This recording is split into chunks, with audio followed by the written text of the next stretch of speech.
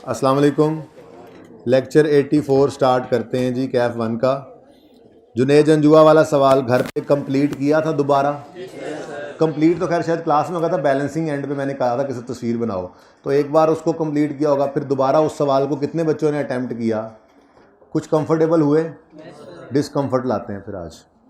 मतलब वैसे आपको बताऊं 60% तक क्वेश्चन आपका वही था, और आज 70% प्लस पे चले जाएंगे हम कैश फ्लो के टॉपिक में। यानी कि इतना पर्चे में आने, आज एक एग्जाम लेवल का सवाल, एक टफ सवाल करवाना है आपको। अब देखो दूसरे ही दिन टफ सवाल करवा रहा हूँ। मकसद कहने का ये है कि तकरीबन 70% से भी ज़्यादा इस मेथड की कैश फ्लो का आपको पता लग जाएगा आज। अब यही वाली कैश फ्लो के मैंने कम से कम 4 से 5 सवाल और करवाने। बेटा 7 हो जाएं, इस रो में 7 हो जाएं बेटा। कम से कम 4 से 5 मैंने करवाने, इतने को आपने भी करने।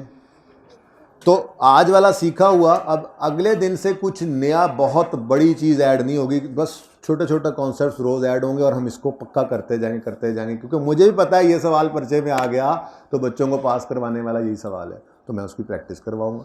ठीक है, तो बहुत सारी बहरहाल लॉजिक्स, जैसे इस पर आपने सब्र किया हुआ है, ये सब्र मैंने कहा था 4-5 दिन बाद जाके ख़त्म होगा आपका। ठीक है, जो वर्किंग कैपिटल में खुद ब खुद ये चीज़ें कैश में कैसे कन्वर्ट होती हैं, 1-2 रूल्स आज भी हैं। ठीक है, चलें बहरहाल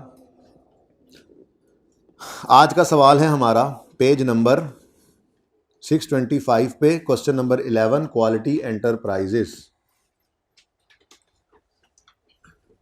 कल भाई टेस्ट दिया बच्चों ने, कैसा रहा?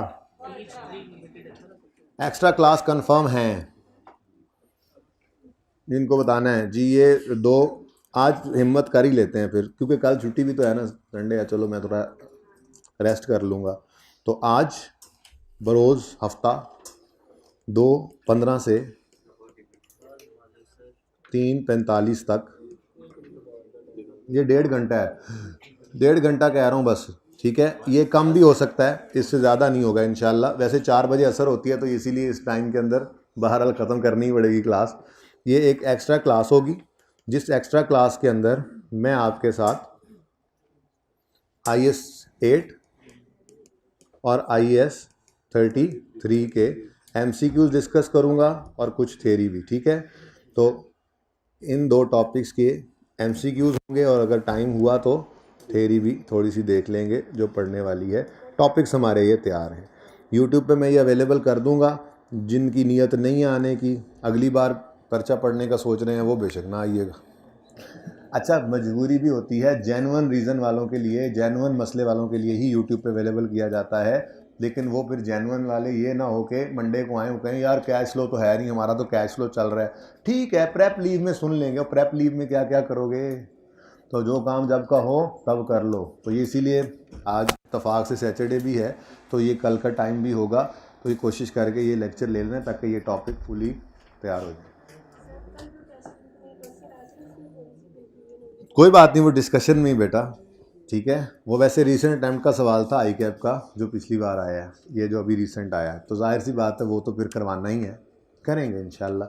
फिलहाल तो क्वालिटी एंटरप्राइजेस। हाँ जी, कैश फ्लो का टॉपिक, सवाल करने का तरीका। सबसे पहला काम नहीं, सबसे पहले सवाल पढ़ना है, रिक्वायरमेंट पढ़नी है। ठीक है, कल मैंने और कहा था, आज एक स्टेप और पीछे आया। असल बात तो ये है, सबसे पहले रिक्वायरमेंट देखोगे क्या है जी, कैश फ्लो बनानी है। वो मेथड शैथड छोड़ो, मेथड अभी एक ही है आपकी ज़िंदगी में, जब तक दूसरा ना आए तो फिर यही, जब दूसरा मेथड सिखाऊंगा तो कहूँगा अच्छा यार वो जो कर रहे थे वो इनडायरेक्ट था। अभी तक छोड़ो, एक ही मेथड हमें पता है, कल ही तो सीखना शुरू किया। ठीक है, तो कैश फ्लो बनानी है। उसके बाद 2 दफ़ा आपने इस सवाल को पढ़ना है, पूरे को 2 दफ़ा पूरे सवाल को पढ़ना है। फिर फॉर्मेट बनाना है। क्या करना है जी? फॉर्मेट बनाना है। ये लेजर्स तो क्योंकि ओपन हो गए थे पिछली क्लास में, इसलिए मैंने सिर्फ वो ओपन रहने दिए ताकि वो टाइम ज़रा बच जाए। आपने कितना फॉर्मेट बना लेना है, इतना। Quality enterprises statement of cash flows for the year ended 31 December 15। Operating activities की हेडिंग PBT से स्टार्ट होता है, प्रॉफिट बिफोर टैक्स से। एडजस्टमेंट फॉर नॉन कैश, इसमें कुछ चीज़ें ऐड होती हैं, कुछ लेस, वो अभी नहीं लिखना होता। 5-6 लाइनें इसके लिए छोड़ देंगे। फिर adjustments for working capital items, ये लिखकर तीन चार लाइनें इसके लिए 5 छोड़ देते हैं आप। उसके बाद नीचे 3 चीज़ें लेस होती हैं, इंटरेस्ट पेड, टैक्स पेड और डिविडेंड पेड। ये भी मिटा दिया यार साकिब आपने। अच्छा, ये तो फॉर्मेट का पार्ट है, ये लिख लिया करेंगे, ये चीज़ें लिख कर ही सवाल शुरू करना है। उसके बाद यहाँ पर ए आ जाएगा, यानी कि ऑपरेटिंग एक्टिविटीज़ के कैश फ्लोज का टोटल। फिर इन्वेस्टिंग एक्टिविटीज़ हैं, इसमें 5-6 लाइनें खाली छोड़ देंगे, ठीक है जी। और यहाँ पर इन्वेस्टिंग एक्टिविटीज़ का टोटल आ जाएगा। उसके बाद फाइनेंसिंग एक्टिविटीज़ हैं, 3-4 लाइनें इसमें छोड़कर फिर फाइनेंसिंग एक्टिविटीज़ का टोटल आ जाएगा। फिर इन ए, बी और सी का हम ग्रैंड टोटल करेंगे, नेट कर देंगे इनको, और नेट कैश फ्लोज आ जाएंगे, जिसमें वर्किंग 1 से उठाकर opening cash and cash equivalent रखेंगे, और बैलेंसिंग फिगर जो होगी वो पर्चे में बराबर नहीं होगी, वो आ जाएगी closing cash and cash equivalent की, ठीक है। तो बराबर नहीं होगी तो फिर बस देख लेना, कोई टोटल तो मिस नहीं हो गया, कोई साइन तो उलट नहीं हो गया, बस एक बार 1-2 मिनट में नजर आ जाए, ठीक है, देख को सही कर लो, ना नजर आए तो शुक्र करना नहीं, बैलेंस भी आगे चले जाना। नंबर मिल चुके हैं 60-70% नंबर, इससे ज़्यादा नंबर ले चुके होते हैं आप यहाँ तक आते हो, ठीक है। तो ये फॉर्मेट है, PBT adjustment for non cash, 4-5 लाइनें खाली, एडजस्टमेंट ऑफ वर्किंग कैपिटल 3-4 लाइनें खाली, इसके लिए 5 लाइनें, सवाल पढ़ते हुए अंदाजा भी हो जाता है कितने आइटम्स हैं। Less interest, less tax, less dividend.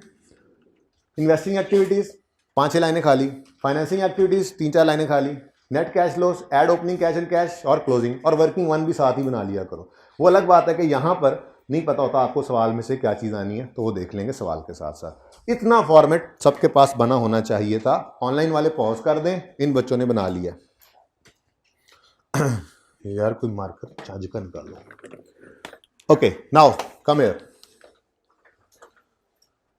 जरा उस तरफ रखें जी, उस तरफ रखें जरा, सिर्फ ये एरिया तस्वीर लेकर रख लो कि इतना फॉर्मेट बनाकर सवाल शुरू करना है, अभी और कोई एडजस्टमेंट नहीं, कोई सवाल नहीं पड़ा, ठीक है। तो ये फॉर्मेट कोशिश करनी है 1 मिनट में बनना शुरू हो जाए। अभी उधर ही रखिएगा जी, ऑनलाइन वाले भी देख रहे हैं।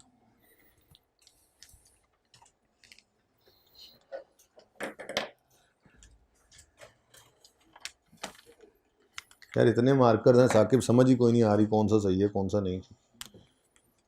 ओके, ले आए जी। अच्छा जी, सवाल पढ़ना शुरू करते हैं। Following are the extracts from income statement of quality enterprises for the year 31 December 15 and its statement of financial position as at that day together with सब एडिशनल इंफॉर्मेशन। अब आज इनकम स्टेटमेंट पहले दी हुई है, प्रॉफिट फ्रॉम ऑपरेशंस है, उसमें other income add हो रही है, इंटरेस्ट एक्सपेंस लेस हो रहा है, यहाँ एक लाइन होनी चाहिए थी, डाल दें। ये आ गया प्रॉफिट बिफोर टैक्स, फिर टैक्स माइनस हो रहा है, और उसके बाद आ रहा है प्रॉफिट आफ्टर टैक्स, ठीक है जी। ओके, अब इससे ऊपर ऊपर क्या है, sale, cost of sale, selling expense, admin expense, operation से पहले पहले सिर्फ यही होते हैं। अदर इनकम फाइनेंस कॉस्ट नीचे आ रही है, तो ऊपर वालों को तो वैसे ही मैंने कहा था सब्र करो, वो तो ऑटोमेटिकली हो जाते हैं। बाकी सारी कहानी कल भी यहाँ पर ही थी, अदर इनकम गेन लॉस आ रहा था, अदर इनकम में गेन डिस्पोजल आ रहा था, other expense loss on disposal आ रहा था, फिर इंटरेस्ट एक्सपेंस नहीं था, आज वो भी आ गया, टैक्स एक्सपेंस नहीं था, आज वो भी आ गया। तो इसलिए मैं कह रहा हूँ ये एग्जाम लेवल का सवाल है, ये सवाल तैयार है तो समझो 60% टॉपिक इस तरह का सवाल आए तो आप हल करने के काबिल होंगे इंशाल्लाह, ठीक है। ओके, इनकम स्टेटमेंट की तरफ तो बाद में आते होते हैं, ठीक है। बैलेंस शीट के लिए उसूल क्या लिखवाया था, जिन जिन बैलेंस शीट आइटम्स के ओपनिंग या क्लोजिंग गिवन हो, अच्छा ओपनिंग या क्लोजिंग बोलता हूं मैं, किसी का ओपनिंग हो और क्लोजिंग ना हो, ओपनिंग ना हो क्लोजिंग हो तो भी लेजर बनेगा, ठीक है ना। जिन आइटम्स के ओपनिंग या क्लोजिंग गिवन होते हैं उनके लेजर्स बनाते हैं, सिवाय कैश एंड कैश इक्विवेलेंट और वर्किंग कैपिटल आइटम्स। ये याद हो गया। अब आज इसके अंदर एक एडिशनल चीज़ डालनी है, उसूलों वाले सफ़े पे जाएं और पॉइंट नंबर 2 लिखें, लेकिन यार इसको ना, इनको यहीं ले आता हूँ मैं, ये रूल्स को यहीं ले आता हूँ। लिखें जी पॉइंट नंबर 2, लेकिन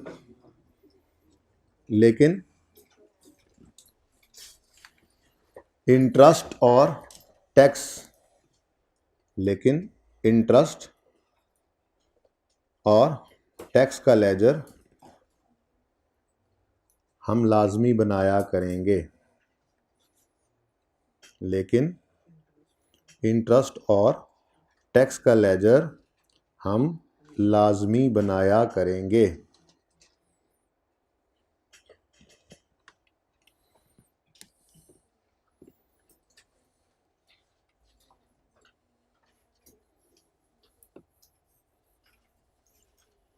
ठीक है जी, ये उसूल का लिखा था ना पहले में, असल में तो इसी में ऐड होता है, लेकिन चूंकि वो ज़रा ऐसे चीज़ें लिख दी थी तो मैंने कहा चलो पॉइंट 2 ही बना लो।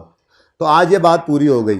जिन जिन बैलेंस शीट आइटम्स के ओपनिंग या क्लोजिंग दिए गए हों उनके लेजर्स ओपन करेंगे, सिवाय वर्किंग कैपिटल आइटम्स के और कैश एंड कैश इक्विवेलेंट्स के। लेकिन इंटरेस्ट एक्सपेंस भी हो सकता है, इनकम भी हो सकती है। कहीं पैसे रखवाए हुए हैं तो इंटरेस्ट इनकम, कहीं से पैसे लिए हुए हैं तो इंटरेस्ट एक्सपेंस, ये पता है ना। लेकिन आपने ऐसे नहीं लिखना फिलहाल, आपसे भी लिखना, लेकिन इंटरेस्ट और टैक्स के लेजर हम लाजमी बनाएंगे। ओके, एक और उसूल भी लिखवाया, लेकिन मुझे जब आएगा तो मैं यहाँ से मिटा दूंगा, आपको लिखवा दूंगा। चलें जी, फिर सवाल तो ये पड़ा है, किधर गया सवाल, तो ये है बैलेंस शीट आपके सामने, तो शुरू करते हैं। लेकिन सवाल को ना एक दफ़ा गो थ्रू कर लेते हैं, क्योंकि आप तो सवाल 2 दफ़ा पढ़ के कर रहे होते हैं ना। पहले पॉइंट, सबसे आसान पॉइंट पहला पॉइंट है, सबसे आसान पॉइंट पहला पॉइंट है, ठीक है ना। लग रहा है देखने में ओए होए ये क्या, कुछ नहीं, इसको मैंने सबसे एंड पे कराया था, 2 मिनट भी नहीं लगे थे, ठीक है। पॉइंट 2 पहले से भी ज़्यादा आसान है। पहले पॉइंट में पीपीई की डिटेल्स हैं, दूसरे पॉइंट में ड्राइंग्स लिखी हुई हैं, तीसरे पॉइंट की जो एडजस्टमेंट है ना, हाँ ये इंशाल्लाह इग्नोर करेंगे रूल लिखने के बाद, पूरी एडजस्टमेंट। ओके, तो इसलिए ये भी बड़ी आसान है, सिर्फ उसूल लिखना है। प्रूफ तो वैसे ही आपको पता है 5-6 दिन बाद जो लॉजिक आनी है ना, वो लॉजिक असल में मेरी एक एग्जाम्पल में सारी हैं, जिसमें मैं आपको एक एग्जाम्पल बना के दिखाऊंगा बैड डेट इग्नोर क्यों कराने हैं, प्रोविजन के साथ क्या करना है, सेल कैसे कैश में कन्वर्ट होती है, ये सारी चीज़ें उस एक एग्जाम्पल में आपको समझाऊंगा मैं, लेकिन वो 5-6 दिन बाद। तब तक पर्चा तैयार हो जाएगा, 70 से 80% तक हम श्योर हो चुके होंगे इंशाल्लाह कि जैसा मर्जी सवाल है इतने नंबर तुम्हारे हैं, और ये बहुत नंबर होते हैं। बाकी फिर मजीद रिस्क कवर करने के लिए हम मजीद दिन प्रैक्टिस करेंगे, डिफरेंट तरह की चीज़ें देखेंगे, ठीक है। परेशान यहाँ पे भी थोड़ा सा आप होंगे तो रेक्टिफिकेशन वाले सवाल में ही होंगे, एक ही है सिर्फ। अच्छा, पॉइंट नंबर 4, इस एडजस्टमेंट को भी पढ़ेंगे, इसमें इंटरेस्ट एक्सपेंस की बात कर रहा है, लेकिन मसला सिर्फ ये है कि ये जो लाइन लिखी हुई है ना, included in trade and other payables, ये लाइन हमारी इस एडजस्टमेंट 4 है ना, इस फिगर को हिट कर रही है। मैंने इसलिए साथ लिख लिया। सवाल पढ़ के शुरू करते हैं ना। आपको पता है करंट एसेट्स करंट लायबिलिटीज को हम ओपनिंग क्लोजिंग का डिफरेंस लेकर वर्किंग कैपिटल आइटम्स में लेकर जाते हैं, लेकिन इसमें एक चीज़ ऐसी पड़ी है जो अभी बताऊंगा, जिसका हमने लेजर बनाना होता है। तो अगर यहीं पड़ी रह गई तो वो तो वहीं चली जाएगी वर्किंग कैपिटल में, ऐसे ही। पॉइंट नंबर 5 जो है, इसमें भी एक इनकम है और रिसीवेबल की कहानी है, उससे कोई मसला नहीं है। मसला हमें यह है इंक्लूडेड, क्या चीज included, trade and other receivables included, हमें इससे तकलीफ है, ठीक है। ट्रेड एंड रिसीवेबल्स में इंक्लूडेड है तो मतलब ये तो वो फिगर है जो हमने लेकर जानी होती है। अब इसको फिर गड़बड़ हुई बड़ी है। तो ये 2 एडजस्टमेंट्स वैसे तो डायरेक्ट उठाते थे डिफरेंस और कल वर्किंग कैपिटल में ले जाते थे, लेकिन आज इनको वर्किंग में लेकर आएंगे, थोड़ी एडजस्टमेंट करके सही फिगर निकाल के फिर करेंगे वही जो कल कर रहे थे, वो नहीं चेंज करना, ठीक है। तो इसलिए मैंने कहा सवाल आप पढ़ के ही जवाब को करना शुरू करते हैं, ठीक है। तो ये सवाल पढ़ने के बाद जाहिर है एडजस्टमेंट्स तो 1 बाय 1 पढ़नी है ना। आप सवाल पर्चे में 2 दफ़ा पढ़ के अच्छे तरीके से फिर शुरू करते हैं ना। मैंने सिर्फ बता दिया कि हमने तो एडजस्टमेंट्स पढ़नी है, लेकिन ये 2 एडजस्टमेंट ने यहाँ पे आके हिट लगानी है।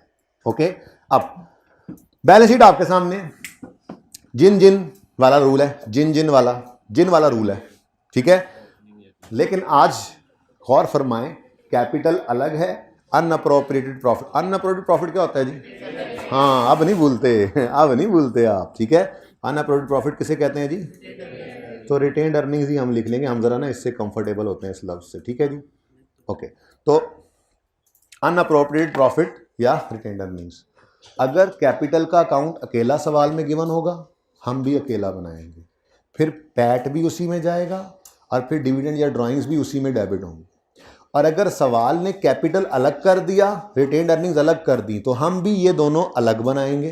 फिर कैपिटल अकाउंट में पैट और डिविडेंड नहीं जाएंगे, उसमें सिर्फ फ्रेश कैपिटल आ सकता है। आप स्टेटमेंट इक्विटी का टॉपिक करके आए हैं, ये कैश फ्लो से पहले इसीलिए करवाया जाता है, वहां पे हर चीज उससे पहले की हुई है हमने, ठीक है। तो हम अलग कर लेंगे और कैपिटल में सिर्फ घर से आने वाले पैसे आ सकते हैं। रीपरचेज बायबैक तो वैसे ही कॉन्सेप्ट खत्म हो गया, वो टेस्ट नहीं करेगा आपसे, ठीक है। ओके, तो डेबिट कुछ होगा ही नहीं कैपिटल अकाउंट में। और रिटेन्ड अर्निंग्स में पैट भी आएगा और डिविडेंड या ड्राइंग भी, जो भी लिखा होगा सवाल में, ठीक हो गया। ये दो अलग हैं तो हमने भी दोनों अलग रखने हैं। ओके, फिर माशाल्लाह रीवैल्यूएशन सरप्लस भी आ रहा है। आइए 16 पे हंसने वालों, वाहिद ईपीएस का टॉपिक था शायद जिसमें उससे थोड़ी सी जान छूटी है, वरना कोई टॉपिक उठा लो। आइए 16 खुद तो था ही, 36 में वही 16 वाले एसेट्स इम्पेयर हो रहे थे, फिर 23 में वही इंटरेस्ट उनमें ऐड हो रहा था उन्हीं एसेट्स में, फिर 20 में आए तो ग्रांट उन्हीं एसेट से रिलेटेड भी मिल रही थी, फिर 40 में गए तो हमने कहा शायद यहाँ जान छूट जाए, नहीं वहाँ से ट्रांसफर इन और ट्रांसफर आउट हो रहा था। आईएएस 16 ने जान नहीं छोड़ी। करेक्शन ऑफ एरर पे आए, उसी की एडजस्टमेंट्स आ रही थी। आईएएस 1 में गए, रीवैल्यूएशन आ गई, सरप्लस आ गया, सब कुछ चला। आईएएस 8 में भी वो साथ था, बस ईपीएस में थोड़ा सा 5-6 दिन सांस मिला और फिर वो वापस he is back. IAS 16 revaluation surplus. Next 10% bank loan, long term loan है, लेजर बनेगा, तो सही है ना। अच्छा ऐसे क्या कर रहे हैं हम, चलो शुरू करते हैं। बस एक चीज़ ये बतानी थी, वो तो फिर साथ साथ पढ़ते जाएंगे, ठीक है। एक चीज़ ये बतानी थी कि ये अलग हो तो अलग। एक और चीज़ जो कल से डिफरेंट है वो क्या है, आज बैलेंस शीट के फेस पे पीपीई नज़र आ रहा है, कोई एक्सपेंडिचर नज़र नहीं आ रही। ये प्रोफेशनल तरीका है बैलेंस शीट बनाने का। आप FAR2 में जो फाइनल अकाउंट्स करेंगे ना, उनमें बैलेंस शीट ऐसी ही होगी। बल्कि मैंने आपको बताया भी था, तैयारी तो आपकी कराई हुई है, कि बैलेंस शीट के फेस पे बुक वैल्यू ही नज़र आती है। वो डिटेल देखने के लिए पीपीई का नोट होता है जिसके एंड वाली फिगर उठाकर ले गए थे, तो यहाँ पे तो बुक वैल्यू ही होनी चाहिए। तो कल बचपन वाली बैलेंस शीट थी, बड़ों वाली बैलेंस शीट तो यही होती है। अब मैंने आपसे कल कहा था अगर एसेट और एक्यूमुलेशन अलग हों आप भी अलग रखना, और अगर ना हो अलग तो बुक वैल्यू पे एसेट अकाउंट बनाना सिखाया हुआ है आपको, सिखाया हुआ है नहीं सिखाया हुआ, वो ज़्यादा आसान हो जाता है। उल्टा एसेट अकाउंट में से डिस्पोजल की बुक वैल्यू ही निकाल रहे होते हैं, डेप्शन भी वहीं पे आ जाती है, सब कुछ वहीं पे, ठीक है ना। तो आज भी ऐसा ही है, आज पीपीई सिर्फ अकेला नजर आ रहा है। मैं कॉन्फिडेंटली इसको कह सकता हूं कि ये क्या है, बुक वैल्यू है। क्यों जी,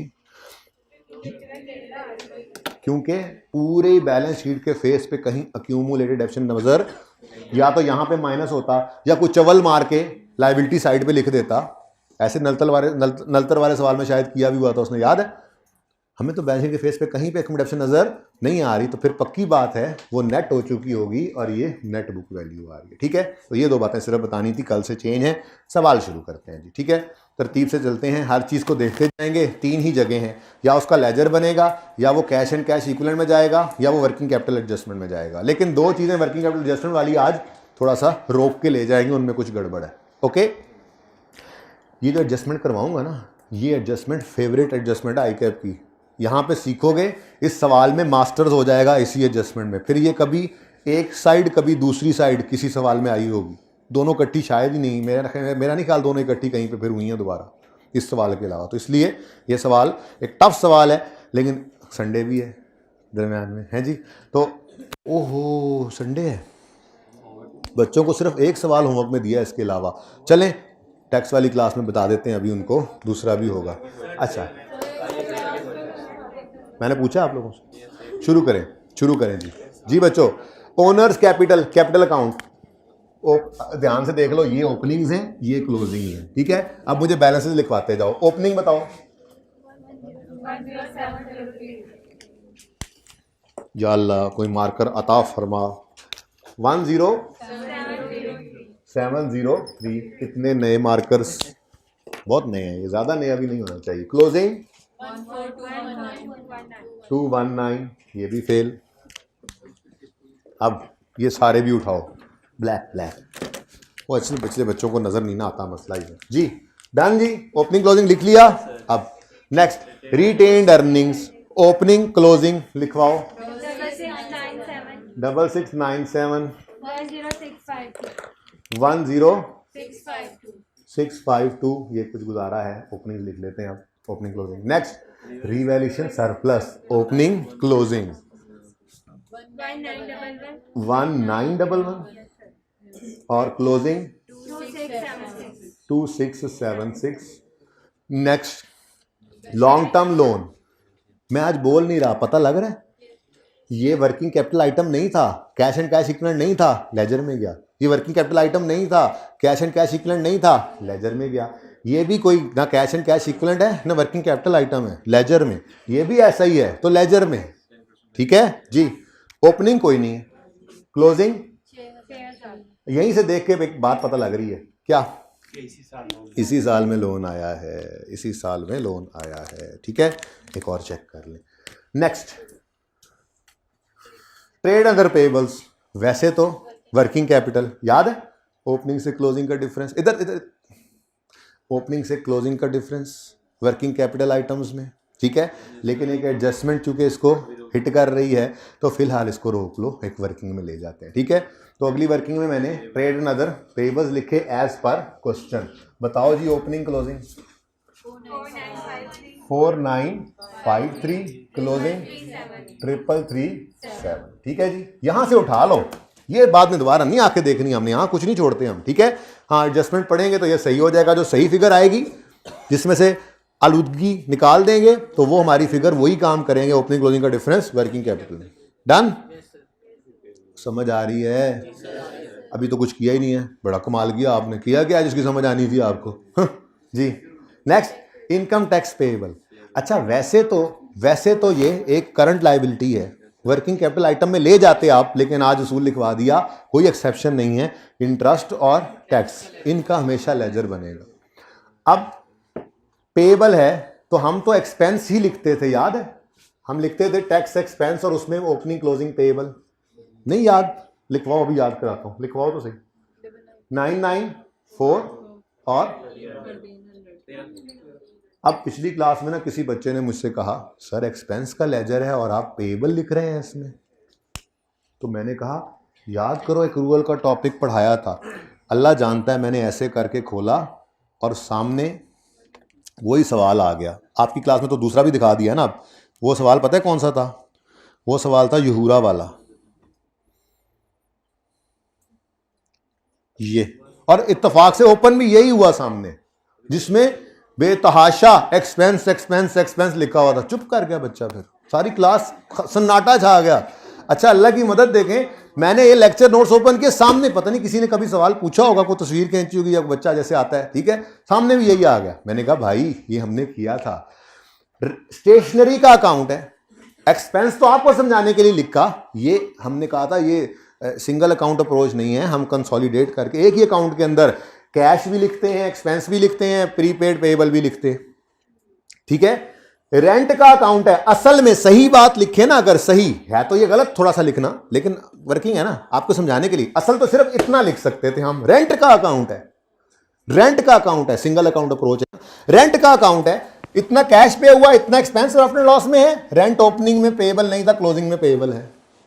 एक्सपेंस क्यों लिखा? ताकि आप फौरन इसको देखकर कहो एक्सपेंस के लेजर में कैश इधर आता है और वो सही है, तो यही काम किया था। देखो देखो देखो, रेट्स एक्सपेंस प्रीपेड आ रहा है, heating lighting expense prepaid payable आ रहे हैं, इंश्योरेंस एक्सपेंस प्रीपेड पेएबल आ रहे हैं, वेजेस एक्सपेंस प्रीपेड पेएबल आ रहे हैं। थे जीरो अलग बात है, ठीक है।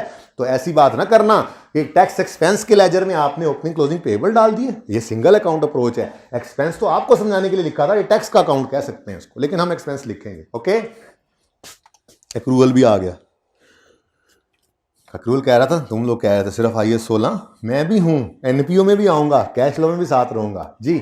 तो इनकम टैक्स पेएबल का ओपनिंग क्लोजिंग चला गया टैक्स के लेजर में, क्योंकि वो हमने लाजमी बनाना है। बैंक ओवरड्राफ्ट लेजर बनेगा, वर्किंग कैपिटल आइटम है, कैश एंड कैश इक्विवेलेंट है। अच्छा जी, तो वैसे तो यहां पे आप पहले भी लिख सकते हैं, लेकिन आपको ना कभी कभी तकलीफ होती है कि जी नेगेटिव फिगर पहले आ गई, होता कुछ भी नहीं है, लेकिन चलो मैं थोड़ी सी जगह छोड़कर लिख देता हूं बैंक ओडी। ऊपर कोई कैश एंड बैंक होगा ना, कैश एंड, तो वो पॉजिटिव आएगा तो आप थोड़ा रिलैक्स हो जाएंगे। वैसे फर्क नहीं पड़ता है, आप पहले बैंक ओडी लिखें अगर आप कंफर्टेबल हैं, तो वो नेगेटिव लिख दीजिएगा, नीचे वाला पॉजिटिव, कोई मसला तो नहीं, ठीक है जी। Bank overdraft opening 27, closing 0। चलो ठीक है। नेक्स्ट, नॉन करंट एसेट्स में प्रॉपर्टी प्लांट इक्विपमेंट, ओपनिंग और क्लोजिंग। यहां पर खुली डुली जगह पे मैंने बनाया था ये लेजर, PPE, BV, BD, बोलो बोलो,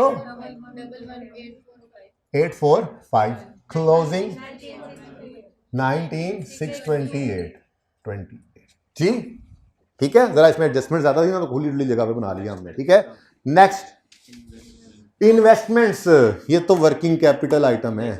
और हाँ, इन्वेस्टमेंट तो कैश एंड कैश इक्विवेलेंट में आई थी। यस सर, वो शॉर्ट टर्म आई थी, लेकिन ये भी तो शॉर्ट टर्म में लिखा नहीं हुआ, साइलेंट है। और कैसे लिखे, करंट एसेट से ऊपर, नॉन करंट एसेट से नीचे है, ये नॉन करंट एसेट है, ये लेजर बनेगा। बोलो, उधर ही लॉन्ग टर्म इन्वेस्टमेंट्स जी, ओपनिंग 649, क्लोजिंग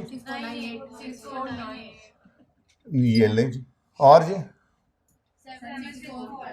45। ये रूटीन का काम है, रोज होगा, तेजी से करना है इसको पर्चे में। ठीक है, ताकि एडजस्टमेंट फिट आए। फॉर्मेट 1 मिनट में बनाना है, मैंने कहा था फूल बूटे लगाना जरूरी नहीं है, लिखा हुआ समझ आना चाहिए। 1 मिनट में फॉर्मेट बन जाए वर्किंग 1 तक खाली वाला, फिर फटाफट पकड़ो लेजर ओपन करते जाओ। सवाल पड़ा हुआ है, कोई एडजस्टमेंट किसी लेजर को हिट कर रही हो, वो बैलेंस को जरा रोक लो, बाकी सब लिख दो। फटाफट करना है, इस काम में टाइम नहीं लगाना। मैं तो बोल बोल के समझा के बातें करके लिख रहा होता हूँ ना, आपका ये 2 मिनट में काम हो जाना चाहिए।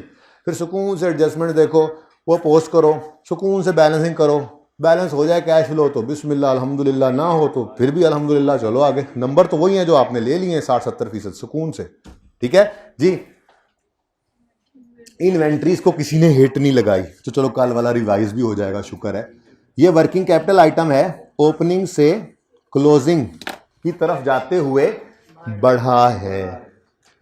तेजियां चेक करना आज मेरी, देखा, इन वेन तो राइज, बढ़ रही है कम हो रही है, एसेट है लायबिलिटी है, एसेट है बढ़े तो दूसरा इंपैक्ट कैश को क्रेडिट कर दो, कितने से 1569 नेगेटिव। ठीक है, नंबर मिल गया, ये नंबर मिल गया। अभी सवाल तो पढ़ रहे थे, अभी तो पूरा सवाल का डाटा लिख रहे हैं सिर्फ, ये नंबर मिल भी गया, क्योंकि कैश फ्लो के फेस पे जो पहुंचेगा उसका नंबर मिल जाना है। नेक्स्ट, ट्रेड एंड रिसीवेबल्स, इनके साथ फिर मसला है, ये भी बीमार हैं बेचारे, इनका इलाज करके ले जाएंगे। जाना इन्होंने उधर ही है, लेकिन पहले हॉस्पिटल से, तो हॉस्पिटल का नाम है वर्किंग 10, ले आओ 3865 ओपनिंग, 3865 अस्पताल लाओ, ये अस्पताल है 2273। ठीक है, इसको यहां पर इसका इलाज करेंगे, लेस या ऐड जो भी है। ठीक है, और जो बाद में सेहत याब होकर ये ट्रेड रिसीवेबल्स आएंगे, उनको ले जाएंगे एडजस्टमेंट फॉर नॉन कैश में, वर्किंग 1 में जी। उसके बाद कैश एंड बैंक है, ये कहां जाएगा, cash and bank, cash and cash equivalent में आएगा, 4 पॉजिटिव और 3996। बड़ा कैश बढ़ाया है जी इन्होंने एकदम, साल के वक्त बदल दिया, जज्बात बदल दिए। बैलेंस शीट इज ओवर, यहां पे अब कुछ नहीं बचा, ये सब खाली हो गया है, बोर्ड भर चुका है, आपका रजिस्टर भर चुका है, ये खाली हो गया है। लेकिन इसको ना भूल जाना, इसको भी खाली करना है। सबसे पहली चीज है प्रॉफिट फ्रॉम ऑपरेशंस, इसका हमने कुछ नहीं करना होता था, सांप के हवाले। ठीक है, ओके। उसके बाद क्या है, अदर इनकम, ये बेटा थोड़ा सा इंतजार करना पड़ेगा एडजस्टमेंट्स का, क्योंकि क्लियर नहीं है, इसमें गेन ऑन डिस्पोजल है, कोई इन्वेस्टमेंट इनकम है, कोई स्क्रैप सेल की इनकम है, पता नहीं है, लेकिन इसको ले जाएंगे, यहां से निकाल लेंगे, फिलहाल नहीं कर सकते। आगे क्या आ रहा है जी, सुभान अल्लाह, इंटरेस्ट एक्सपेंस, ये तो जाएगा, इसका लेजर बना हुआ है, खुदा का खौफ करो, कैश में ये फॉर द ईयर फिगर है, इसका लेजर बना हुआ है, ले जाओ लेजर में इसको। अब अगला इम्तिहान, ये 100 रुपए इस तरफ आएंगे, एम आई राइट? तो क्यों टार्जन नहीं बनना, फौरी तौर पे जब भी एक्रूवल आए आपने देखना एक्सपेंस है कि इनकम है, एक्सपेंस है, फिर आपने वो बचपन वाली एंट्री सोचनी है, कैश, कैश हमेशा कैश बचाएगा आपको आके, वरना घूम जाओगे, इतना कुछ पड़ा होता है। अब देखो टॉपिक बढ़ते जा रहे हैं, चीजें ज्यादा होती जा रही हैं, तो कम से कम चीजें छोटी छोटी याद करवाई हुई थी, वही टिप्स होती हैं। ठीक है, मैं तो हमेशा यही कहता था कि यहां पे आके मत टार्जन बनो, ठीक है, सोचो एक्सपेंस के लेजर में कैश किस तरफ आता है, उसके लिए अपनी कैश वाली एंट्री करो, बचपन वाली, एक्सपेंस डेबिट तो कैश क्रेडिट, तो यहां पे तो कैश आता है, ठीक है, लेकिन ये तो कैश ही नहीं है, ये तो प्रॉफिट एंड लॉस वाला एक्सपेंस है, प्रॉफिट एंड लॉस के मुंह पे पड़ा है इंटरेस्ट एक्सपेंस, तो इंटरेस्ट एक्सपेंस तो इस तरफ आता है, वही प्रॉफिट एंड लॉस वाली फिगर आज सवाल में गिवन है 100, ठीक है, ये कोई नहीं गिवन अभी तक, पता नहीं, ठीक है, ले गए लेकिन उठा के इसको। Next PBT ignore, starting point है हमारी कैश फ्लो का, इग्नोर कर रहे हो तुम, स्टार्टिंग पॉइंट है, starting point of cash flow is PBT, और पीबीटी ही जाता है रिटेन्ड अर्निंग्स में, ये भी कल बता दिया था, बड़ी अहम बात है, कैश फ्लो का स्टार्टिंग पॉइंट पीबीटी, कैपिटल या रिटेन्ड अर्निंग्स अगर अलग हो तो उसमें जाता है PAT. Starting point of cash flow is PB, आज दोनों आ गए हैं, starting point of cash flow is PBT और रिटेन्ड अर्निंग्स कह लो क्योंकि वो आता ही, अब आपको उस लेवल के सवाल आते हैं, तो रिटेन्ड अर्निंग्स में जाएगा पैट, ये दोनों डिफरेंट है, कभी कभी ना सवालों में आगे चल के पैट दे देगा और टैक्स की एडजस्टमेंट बता देगा कि क्या है, टैक्स वगैरह कहीं बताया होगा, अब आपको पता है कि इसने रिटेन्ड अर्निंग में जाना है लेकिन कैश फ्लो पीबीटी से शुरू होनी है, तो ये एडजस्टमेंट आपको खुद करके रिवर्स वर्किंग करके पीबीटी निकालना पड़ेगा, वैसे ही बता रहा था, ठीक है, अभी तो कोई नहीं ऐसा मसला जी। तो ये पीबीटी कहां जाएगा, तेजियां चेक करो, तेजियां, बहुत तेज सवाल कराया सर आपने आज जी, 7659 जी, बोलो, ये नंबर मिल गए, सवाल से उठा के यहां पे देखो ना, बच्चों ने पैट नहीं लिखा, पीबीटी लिखा, स्टैंडर्ड ने कहा हुआ, पिछली क्लास में बच्चा कहता है सर जी जब नीचे टैक्स पेड माइनस ही करना है तो ऊपर ही पैट ले लें, तो मैंने कहा यार फिर अपना को स्टैंडर्ड बना लें IS 7.1,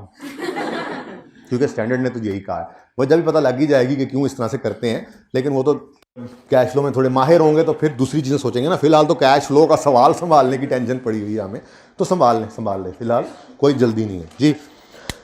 उसके बाद जी बेटा, उसके बाद क्या नजर आ रहा है आपको, इनकम टैक्स को इग्नोर कर दें, इसका भी लेजर है, ले जाओ, लेकिन खबरदार किसी ने इस लेजर को देखा दोबारा से सोचें, अच्छा सही है 994 था, 994 था, कितना था, अच्छा हाँ भाई, एक्सपेंस का लेजर है, एक्सपेंस के लेजर में एक्सपेंस किस तरफ आएगा, क्यों डायरेक्ट बोला आप लोगों ने, नाफरमान बच्चों, कितनी बार कहा एक्सपेंस को डायरेक्ट नहीं सोचना, कोई बात नहीं है, शर्म ना करो, कैश को सोचो, एक्सपेंस है, कैश को, एक्सपेंस डेबिट कैश, एक्सपेंस के लेजर में कैश ने इधर आना है, लेकिन ये तो प्रॉफिट एंड लॉस से मैंने टैक्स एक्सपेंस की फिगर उठाई है, प्रॉफिट एंड लॉस वाली, तो ये कितनी, 1377। अब देखो वैसे तो मैं एंड पे ही बैलेंसिंग करूंगा, लेकिन अब पता लग गया आपको, असल में ना इस टॉपिक में हम इसी अप्रोच पे चल रहे होते हैं कि एक लेजर में नॉर्मल एबनॉर्मेलिटी सवाल बताएगा, खुद से नहीं अज्यूम कर लेनी कि डेटर का लेजर है तो खुद से अज्यूम करें बैड डेट भी होंगे, नहीं भाई नहीं, प्रोविजन का लेजर है, एक्यूमुलेट ऑप्शन है, ठीक है जी, अब डिस्पोजल भी होगा, सवाल ने जिक्र नहीं किया डिस्पोजल का, खुद से नहीं, तो नॉर्मल चीजों की तरफ, नॉर्मल चीजों को सोचते हुए बैलेंसिंग करते हैं एंड पे, तो अब जब हम सवाल एंड करेंगे, बैलेंसिंग जिसमें कल को थोड़ा सा मसला आ रहा था, सवाल एंड करेंगे, बैलेंसिंग करेंगे, तो वो बैलेंसिंग में हम देखेंगे यार टैक्स का लेजर है, 4 नॉर्मल चीजें यही होती हैं, नॉर्मेलिटी कोई हो वो तो सवाल बताएगा, तो फिर बैलेंसिंग फिगर इस तरफ आएगी तो वो कैश होगा, इसी तरफ ही आएगी, अब कैश पेड, टैक्स पेड ही तो हमें चाहिए था, वो निकल आएगा, लेकिन अभी नहीं बैलेंस कर रहा, बैलेंसिंग एंड पे ही करेंगे, वैसे साथ साथ भी हो सकती है, ठीक है, लेकिन फिलहाल जान दो। और जी पैट, ये तो इसको तो इग्नोर कर ही दें, सांप के वाले कर दें, सांप के वाले ना करें, अगर कैपिटल अकाउंट अकेला बन रहा है तो उधर ले जाएं, अगर कैपिटल अलग रिटेन अर्निंग अलग है तो वहां ले आए, ज्यादा आगे निकल गया मैं, वापस आओ जी, पैट 6283, ठीक है जी, लो भाई, अब सिर्फ एक 1357 रह गया है, इसके अंदर ना थोड़ा 1-2 एडजस्टमेंट्स के बाद ही पता लगेगा, क्लियर नहीं पता, यहां पे लिखा होता गेन ऑन डिस्पोजल, फटाफट डिस्पोजल अकाउंट बनाते, इसको भी निकाल के ले जाते, पर अभी अदर इनकम है, पता नहीं इसमें क्या कुछ पड़ा हो, ठीक है, देखते हैं, वो तो बाद में देखेंगे, फिलहाल एक फिगर रहती है, ध्यान से याद रखना। अच्छा, अब सबसे पहली एडजस्टमेंट तो बहुत आसान है, बाद में करेंगे, दूसरी से शुरू करते हैं काम, दूसरी से adjustment 2, owner of QE withdrew 300,000 per month, जी बच्चों बोलो। ड्राइंग्स हैं पर मंथ है ना, तो 12 करना पड़ेगा। 30, 100, 1000, पूरा सवाल थाउजेंड्स में है तो थाउजेंड्स में ही रहेंगे ना, तो 3600 लिखना है, ठीक है फेस पे। अच्छा क्या होगी एडजस्टमेंट? ये अगली बात आप हमें बताओगे। हम the amounts were debited to retained earnings हमें पता है, गलती हो तो बताओ। ये तो सही है यार, ये एसी तो यार चलवा दो भाई, एसी चलवा दो यार प्लीज जी। तो हाँ हमें ये पता है। आ जाओ आ जाओ आ जाओ आ जाओ आ जाओ। किधर गए? रिटेन्ड अर्निंग्स में ड्राइंग्स आती हैं, मतलब डिविडेंड आता है, लेकिन सवाल में ड्राइंग लिखा हुआ कोई बात नहीं जी। 3600, लेकिन साथ ही यार सॉरी भाई डिविडेंड पेड आज नहीं लिखा उसने ड्राइंग्स, कोई बात नहीं, जब डिविडेंड पेड आएगा तब ये लिख देंगे 3600 जी। रुपीज इन 1000 नहीं लिखा मैंने, आप लिख लें, कुछ तो आप भी किया करें। रुपीज इन, सारे काम उस्ताद से करवाते हैं आप लोग, बड़े उस्ताद हैं आप जी। ऑनलाइन वाले कोई परेशान नहीं होते इस बात से, मुझे पता है मेरे ऑनलाइन वालों का। क्यों भाई ऑनलाइन वालों क्या नहीं परेशान होते? सुन लो, दिल से सुनता हूं उनकी बातें मैं, तुम लोगों की कानों से सुनता हूं, हाइब्रिड वालों की भी दिल से सुनता हूं मैं, ऐसे नहीं। बोलो भाई बोलो भाई बोलो। ओ एडजस्टमेंट हो गई, सुभान अल्लाह। अगली एडजस्टमेंट पढ़ो। अब पढ़ो नहीं, पहले उसूल लिखते हैं, उसूलों वाले सफे पे आओ। आज सुकून से बस ये 2 एडजस्टमेंट अगर आप कर गए ना कोई आधे घंटे में, तो फिर बैलेंसिंग बड़े सुकून से होनी है। आधा घंटा इसलिए कि ये पहली बार है और फिर तकरीबन हर सवाल में आती हैं, तो ऐसी चीज़ पे टाइम लगाऊंगा ताकि फिर आगे किसी सवाल में टाइम लगे ही ना। यहाँ की हुई मेहनत आपको पर्चे तक लेती जाएगी साथ, ठीक है, इसलिए। हाँ जी, उसूल वाला सफ़ा आ गया? लिखें लिखें लिखें ना। कैश फ्लो के सवालों में बैड डेट रिटर्न ऑफ को हम इग्नोर करते हैं। क्यों तो मैं बताऊंगा उसी दिन जिस दिन वो मैंने कहा एक ही एग्जांपल में ये सारा कुछ प्रूव होना है, ठीक है ना। अभी तो उसूल है, पर्चा पास करना है। बैड डेट के सवालों में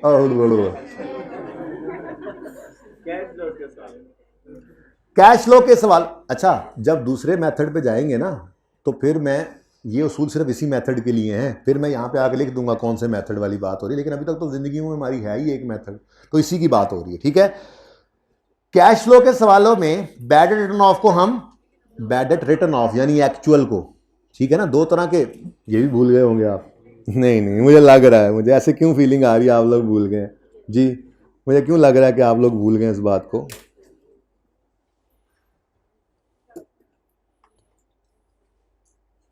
अब मुझे अल्लाह करे मिल जाए। ये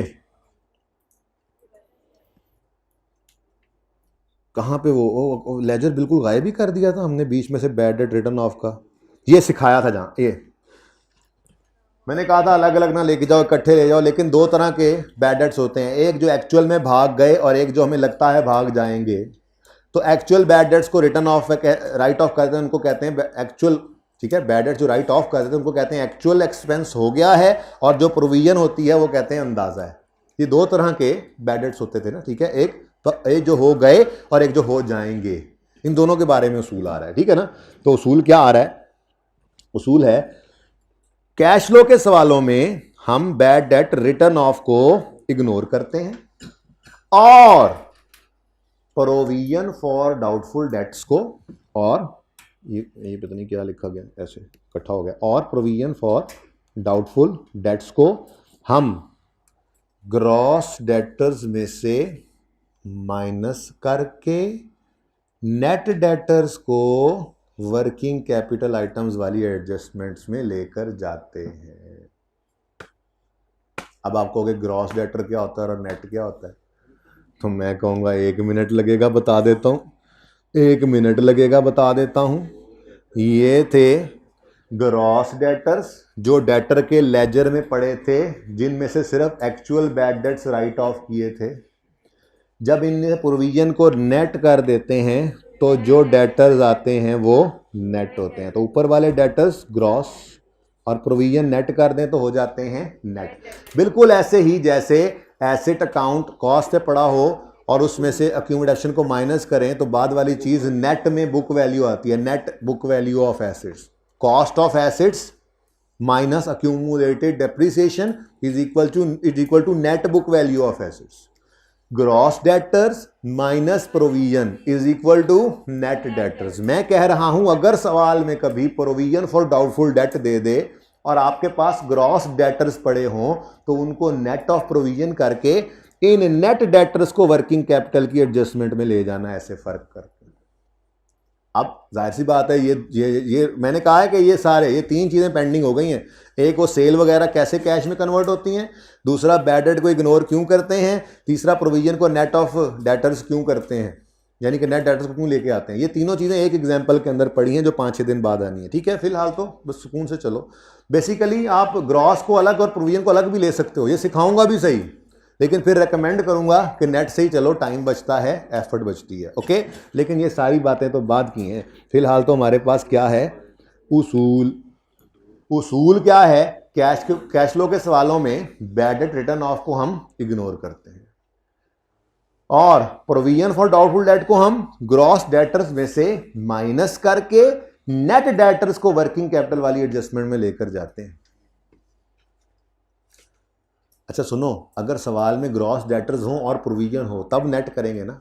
अगर सवाल में सिर्फ डेटर्स लिखे हों या सवाल में डेटर्स लिखे हों बैलेंस शीट में और बताए प्रोविजन है तो भी अज्यूम यही करेंगे कि नेट हो चुके हैं। ये भी अभी समझा देता हूं, ठीक है ना।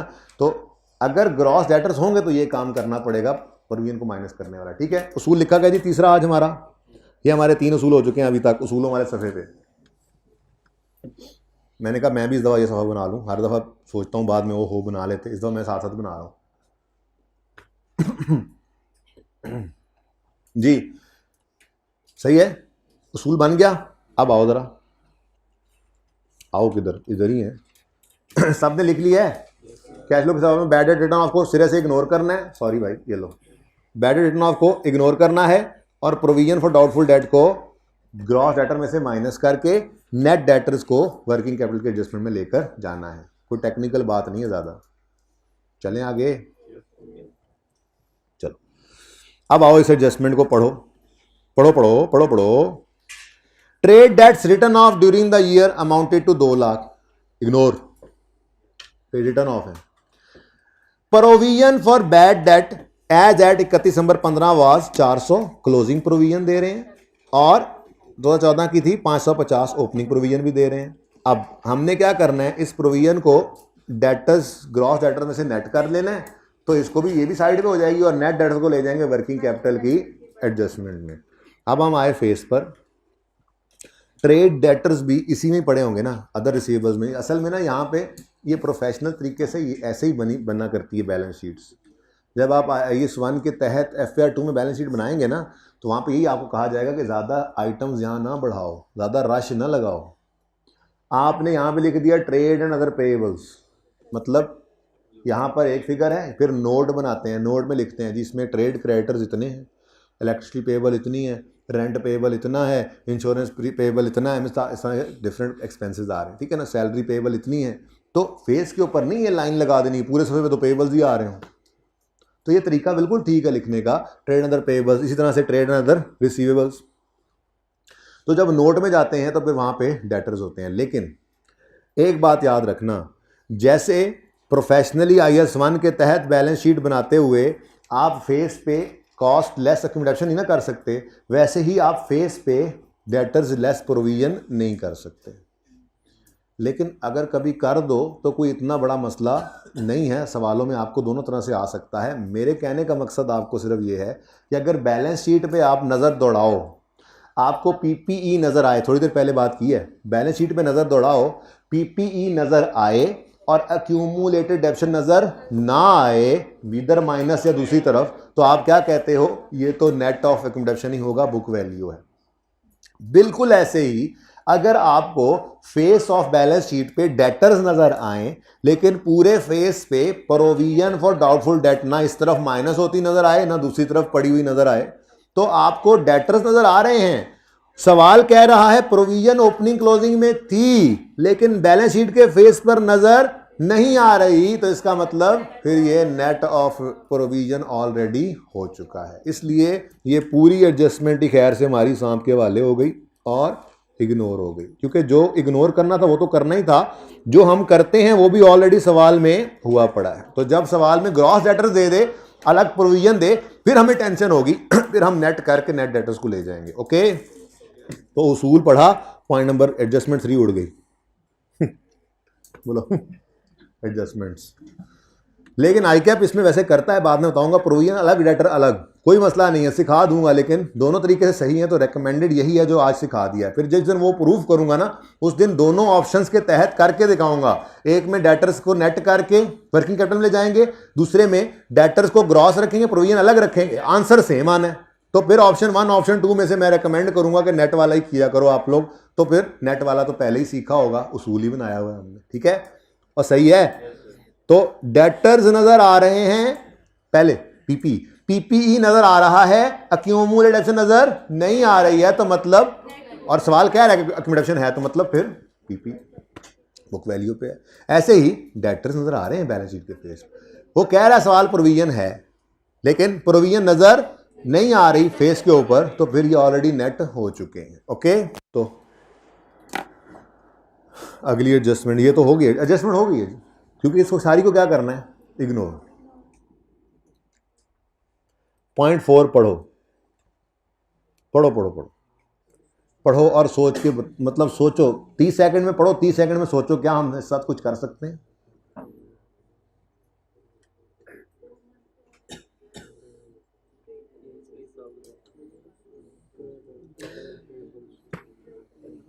पढ़ लिया?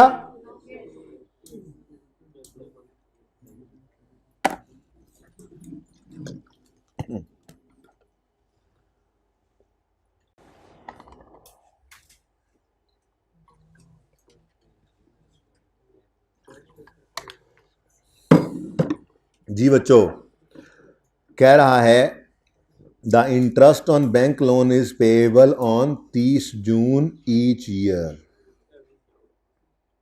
हर साल इंटरेस्ट ऑन लोन जो है वो 30 जून को पे होना है।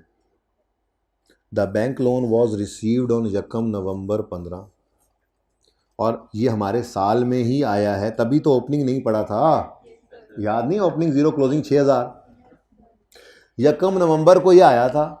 नवंबर और दिसंबर हमने इस्तेमाल किया है, इन 2 महीनों का इंटरेस्ट पे कर देंगे 31 दिसंबर को।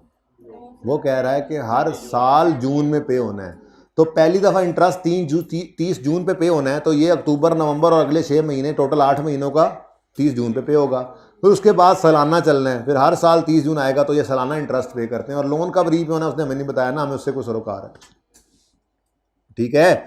अब इंटरेस्ट 2 महीनों का पे नहीं होना, ठीक है, लेकिन हम तो एक्रूअल बेसिस पे फाइनेंशियल स्टेटमेंट्स बनाते हैं, कैश फ्लो तो हम अब बना रहे हैं। ये इनकम स्टेटमेंट बैलेंस शीट जो बनी हुई है, इसके अंदर तो एक्रूअल्स पर रिकॉर्डिंग होनी चाहिए।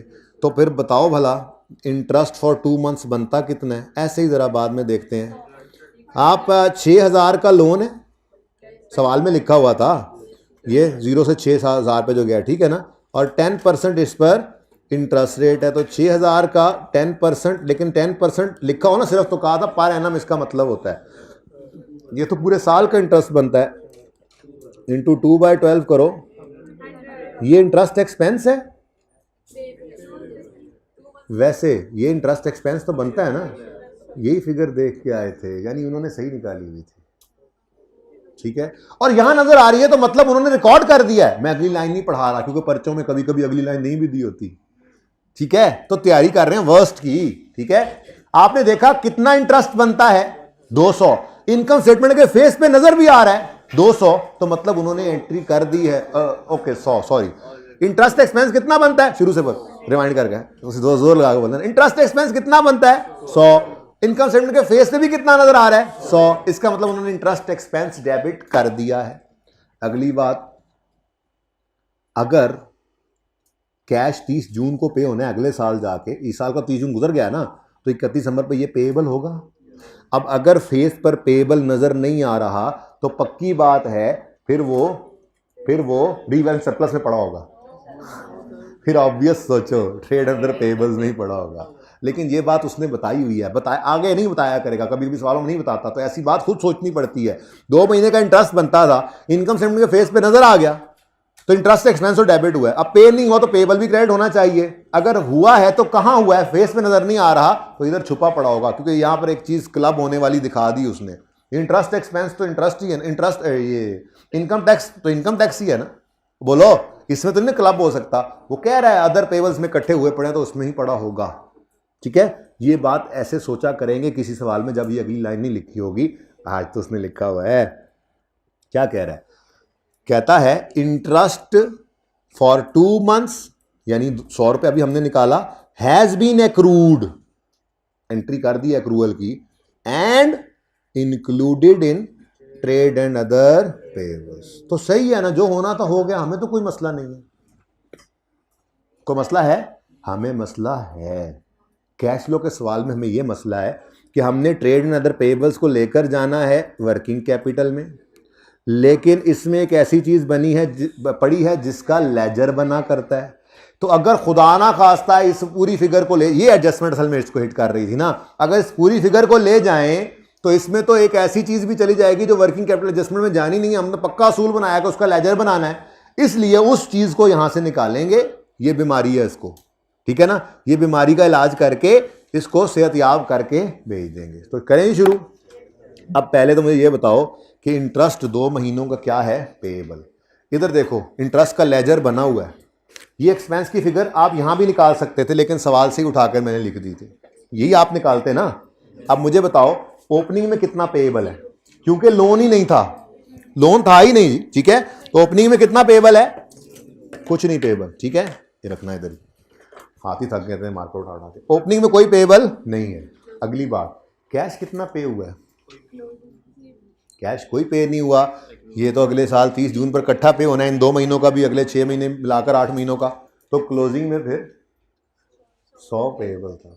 यही तो वो कह रहे हैं कि ये जो 100 का पेएबल है, ये 100 का पेएबल इसके नीचे बनानी चाहिए। चलो, ये 100 का पेएबल जो है ये इस ट्रेड अंडर पेएबल के अंदर पड़ा है, और ये 0 का पेएबल इसमें पड़ा है। मतलब ओपनिंग भी तो हो सकता है ना, किसी सवाल में आ जाए, इस सवाल में तो कोई नहीं था। तो ये है वो बीमारी। इसमें क्या पड़ा हुआ है, ट्रेड अदर पेएबल के इस बैलेंस में इंटरेस्ट पेएबल पड़ा हुआ है। ये इंटरेस्ट पेएबल हमने यहां से निकाल देना है, ठीक है। ये निकाल कर लेजर बनाना है। काम जरा उलट किया है, लेकिन तरतीब असल तो यही कर रहे थे, इसको यहां से निकालो लेजर में लाओ, क्योंकि इसका तो लेजर बनाना है। जो बाकी बच जाए, अब वो बीमार नहीं हो, ठीक है, सेहतयाब हो गया, ठीक है। आंसर बताओ, ये मैं बताता हूं, दूसरा आप बता दें जी। 3237। अब देखो भाई, अब ये वही पुराने वाला हमारा दोस्त है जो मुफ्त के नंबर दिया करता था, 3237। अब ये वही काम करना है, ये ओपनिंग से क्लोजिंग की तरफ देखना है, बढ़ रहा है कि कम हो रहा है। तो पहले लिखने तो दो, ट्रेड एंड अदर पेएबल्स, लेकिन ये निकाला है हमने वर्किंग नंबर 6 में, और ये बढ़ रहा है या कम हो रहा है, कम हुआ। पेएबल लायबिलिटी कम हो तो डेबिट, दूसरा इंपैक्ट कैश को क्रेडिट कर दें जी। 1716 नेगेटिव। आप कहोगे इन्वेंट्रीज के बाद पेएबल आ गए फिर रिसीवेबल आ गए, कोई मसला नहीं है भाई। सवाल में तो जरूरी तो नहीं है सारे एसेट्स अलग लिखने लायक, जैसे आता जा रहा है लिखते जाओ, ठीक है। कैसी लगी ये ये एडजस्टमेंट रिकरिंग नेचर की है। समझ किसको नहीं आई, निकल जाए क्लास से, जो हाथ खड़ा करेगा मैं क्लास से निकाल दूंगा। किसको समझ नहीं आई, देखो सबको समझ आ गई है। अच्छा मजाक नहीं, समझ आ गई। ये रिकरिंग नेचर की एडजस्टमेंट है। ये तकरीबन आगे सवालों में अगर वो एडजस्टमेंट डालता है तो ये सबसे ज़्यादा, ये ज़रा कम, लेकिन दोनों तरीके सीख लेते हैं। ये सबसे ज़्यादा रिकरिंग नेचर की एडजस्टमेंट है, ओके। लेकिन ये है कि कभी ये होगा कि एक देगा, कभी ये एक देगा, दोनों इकट्ठी नॉर्मली नहीं आ रही होती, आगे सवालों में देखेंगे हम। जी बेटा,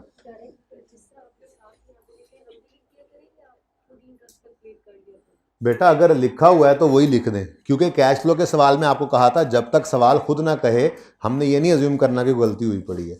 लेकिन कोई मसला नहीं है, उठा के लिख दें और एक कैलकुलेटर मार के चेक भी कर लें अगर ऐसा डाटा गिवन हो तो तसल्ली भी हो जाएगी। हाँ भी ठीक है, ओके जी चलें आगे। Adjustment 4 has been no more, oh more, no more, यमी, ये एडजस्टमेंट है। ठीक है, इसमें सिर्फ फर्क ये है कि ये एक्सपेंस नहीं इनकम है। ठीक है, बाकी सारी कहानी कुछ वैसी ही है। जरा ट्राई तो करो, 1 मिनट देता हूं, कुछ सोच तो सकते ही हो, पढ़ के दिमाग में तो कर ही सकते हो। बस समझो ये आखिरी एडजस्टमेंट है, ये तो 2 मिनट के समय ऐसे।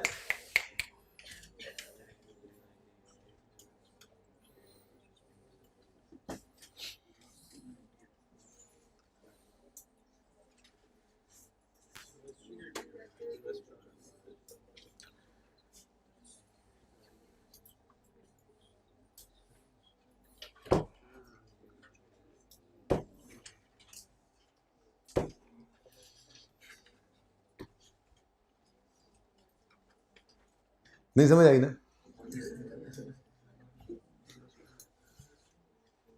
सुने जी, वो कहता है जी other income include investment income of 398। अच्छा, यानी इस 1557 में 1357 में क्या पड़ा है?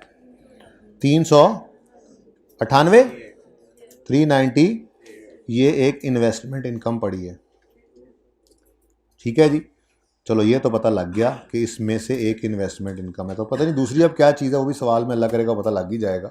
इसको तो उठा लो, इसको टिक कर रहा हूँ मैं, बाकी जो रह गया उसको भी इंशाल्लाह कहीं ना कहीं ले जाएंगे। ठीक है, 398 ये इन्वेस्टमेंट इनकम है। पहले तो फिर इनकम का लेजर बना लें। आप कहोगे लेजर क्यों बना रहे हैं? मैंने सिर्फ लिखा नहीं था, चीज़ें ज़रा कम याद करते होते हैं, लेकिन ये इंटरेस्ट एक्सपेंस या दूसरी तरफ इंटरेस्ट इनकम, उसको इन्वेस्टमेंट इनकम भी कह लेते हैं ना। पैसा कहीं इन्वेस्ट किया हुआ है, इंटरेस्ट ले रहे हैं, तो इन्वेस्टमेंट इनकम या इंटरेस्ट इनकम यूं कह देते होते हैं। ठीक है ना, तो ये दोनों ही सेम है। ओके, तो बिल्कुल इंटरेस्ट एक्सपेंस जैसे इंटरेस्ट इनकम, लेकिन नाम इसने इन्वेस्टमेंट इनकम रखा हुआ है तो हम भी इन्वेस्टमेंट इनकम रख देते हैं, कोई मसला नहीं है जी। Investment income. अब इनकम का लेजर है, इनकम किस तरफ आएगी? क्यों दोबारा डायरेक्ट सोचा आप लोगों ने? कब समझेंगे, कब समझेंगे? खुदा के लिए छोड़ दें डायरेक्ट सोचना, एक 2 सेकंड की बात है। हाँ जी, हाँ जी, हाँ जी, पता है मुझे, पहले बोलना था, पहले बोलना था। इनकम के लेजर में कैश को सोचो, cash debit income, cash debit income credit. तो कैश ने तो इस तरफ आना है, तो फिर इनकम ने किस तरफ आना है? इन्वेस्टमेंट इनकम नाम की चीज जो प्रॉफिट एंड लॉस में जाती है। आज प्रॉफिट एंड लॉस से मैंने उठा ली, वैसे तो सवाल में गिवन थी, प्रॉफिट एंड लॉस के फेस पे ये नहीं बताया हुआ था, ये फेस पे अलग से नहीं बताया हुआ था, एडजस्टमेंट ने बता दिया, लिख दिया। ओके, अब ये कहीं से चेक नहीं हो सकती कि हमने कितनी इन्वेस्टमेंट की थी, कितना रिटर्न आया, उसने बता दिया, बस सही है। ठीक है, इससे तो कोई मसला नहीं है। ज्यादा मसला हमें किस बात से है, वो अगली लाइन से। इनकम है ना, इनकम प्रीपेड तो नहीं हो सकती, इनकम रिसीवेबल होकर एसेट होती है। तो यहां पर वही कह रहा है एट 31 दिसंबर 15 हमारे साल के एंड पे trade and other receivables include, receivable में पड़ी हुई है इन्वेस्टमेंट इनकम रिसीवेबल। निकल यहां से, बेचारे को बीमार कर दिया है। अच्छा भला हम ट्रेड एंड अदर पेबल्स को लेकर, ट्रेड एंड अदर रिसीवर्स को लेकर जा रहे थे वर्किंग कैपिटल में, तुमने बीच में आके लुच फ्राई कर दिया। निकालेंगे नहीं निकालेंगे? ठीक है, क्लोजिंग रिसीवेबल इनकम जो है 96 है और ओपनिंग पिछले साल का 80 है। स्पीडें चेक करो आज सवाल करने की जी। ब्रॉड डाउन एसेट है 80। क्यों यहां पहले इनकम है, रिसीवेबल है, इनकम तो बेटा ये पड़ी है। और अगर इनकम रिसीवेबल, अच्छा तो डेटर को ना लिखा करें, सेल में रिसीवेबल जो होता था डेटर, वो एसेट नहीं होता, भूल गए? एक्रूअल ओपन करूं फिर एक्रूअल का टॉपिक, दागा खौफ करें। Expense payable liability, prepaid asset, income receivable asset, और अगर एडवांस तो लायबिलिटी एक्रूअल जी। ये देखो बेचारा 80 वैसे ही रह गया, जी, गुस्से से brought down receivable, income receivable. Okay, ये बेसिकली एक सिंगल अकाउंट अप्रोच है। इनकम भी कराई थी एक्रूवल प्रीपेमेंट में, मैंने तो नहीं छोड़ा था, आप लोगों ने पता नहीं क्यों छोड़ दिया। 96। अब अगेन देखो जी, यहां से निकलेगा बैलेंसिंग फिगर। अच्छा वैसे मैं तो कहता हूं इनको कर ही देते हैं, चलो एंड पे ही करते हैं बैलेंस, ठीक है जी। बोलो, इस में से लेस करो, ये बीमारी थी इसको, इन्वेस्टमेंट इनकम रिसीवेबल, ये बीमारी थी, कहीं से आपने कैलकुलेट नहीं की जनाब, ये सवाल में गिवन थी। ओके, तो डायरेक्ट भी कर सकते थे। बोलो 80 और 94, ये बीमारी थी, इससे निकल। अच्छा बीमारी जी बेटा, इंटरेस्ट इनकम तो नहीं बनी है।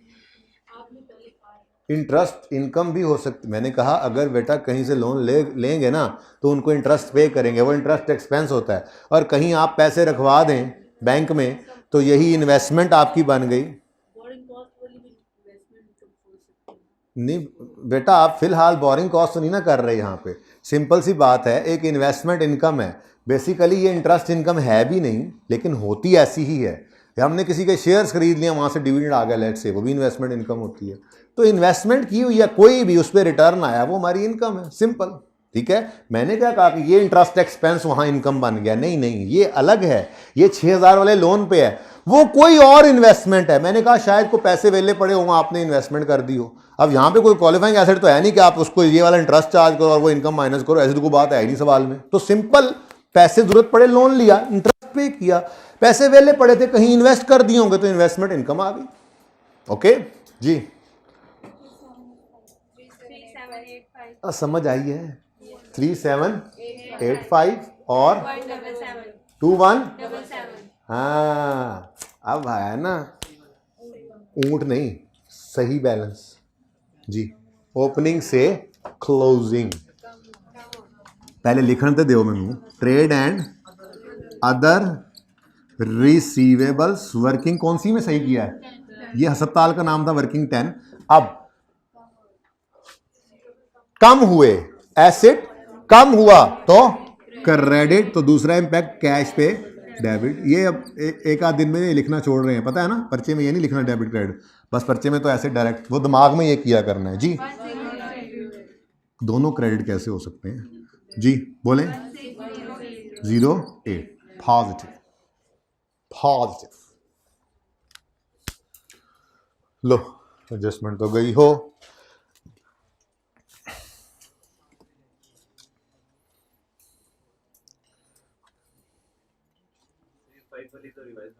नहीं कराता। शॉर्ट टर्म इन्वेस्टमेंट क्या होती है? शॉर्ट टर्म इन्वेस्टमेंट होती है, आपने किसी के शेयर्स खरीदे हैं कि हफ्ते बाद बेच देने, उसके लिए शेयर्स क्यों जरूरी है? नहीं, आप बैंक के पास 3 महीने के लिए पैसे रखाएं, वो शॉर्ट टर्म इन्वेस्टमेंट है, डिपॉजिट है। ये हो सकता है लॉन्ग टर्म की, हो सकता है शॉर्ट टर्म की हो। किसने कहा? इनकम, ये रिसीवेबल शॉर्ट टर्म में रिसीव होना है, लेकिन ये कौन सी इन्वेस्टमेंट से आया ये नहीं पता। वैसे आपस की बात है, शॉर्ट टर्म इन्वेस्टमेंट थी ही नहीं, हमने लॉन्ग टर्म इन्वेस्टमेंट्स जो कर रखी हैं ये उन्हीं पर ही इनकम आई होगी। इन्वेस्टमेंट्स का बताया नहीं ना क्या है, किसी के शेयर्स खरीदे हो तो शायद डिविडेंड आया हो, किसी बैंक में पैसे रखवाए तो शायद ये इंटरेस्ट आया हो, उसने कहा ये इन्वेस्टमेंट्स की इनकम है, बस ठीक है हमें क्या। उसका जो रिसीवेबल है वो एक करंट एसेट है, और वो करंट एसेट्स में ही पड़ा है भाई।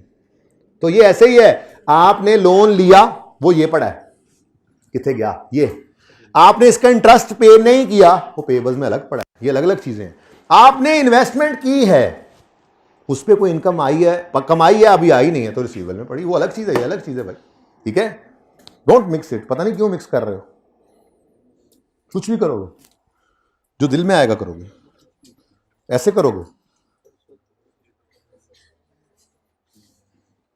जिंदगी है, मौत है, जाना है, कुछ भी करोगे, ऐसे कैसे। ड्यूरिंग द ईयर सबसे आसान एडजस्टमेंट सवाल की, बड़ा टाइम बच गया, क्या करेंगे। हाँ, interest income expense, investment income expense, उनको उल्टाना सिखाना है, करेंगे इंशाल्लाह, टाइम मसा ही पूरा होना है, पता ही आपको जी। सबसे आसान एडजस्टमेंट, ये डाटा है, उठाओ और लिखो। During the year movements in PPE include depreciation amounting to 5280। Depreciation तुम कहां थी? नॉन कैश आइटम है तो क्या करेंगे? दोनों काम करो, पहले इधर भी लिखो। आज डेप्रिसिएशन यहां कहां, यहां कहां? एसेट अकाउंट बुक वैल्यू में बने तो डेप्रिसिएशन एक्सपेंस भी इसी एसेट अकाउंट में आता है। बोलो भाई कितना है? 5280। सुभान अल्लाह, ये लिख लिया। अब अगली बात, ये एक नॉन कैश आइटम है, पैट तक सॉरी पीबीडी तक आते आते माइनस हो चुका है, ऐड बैक करो।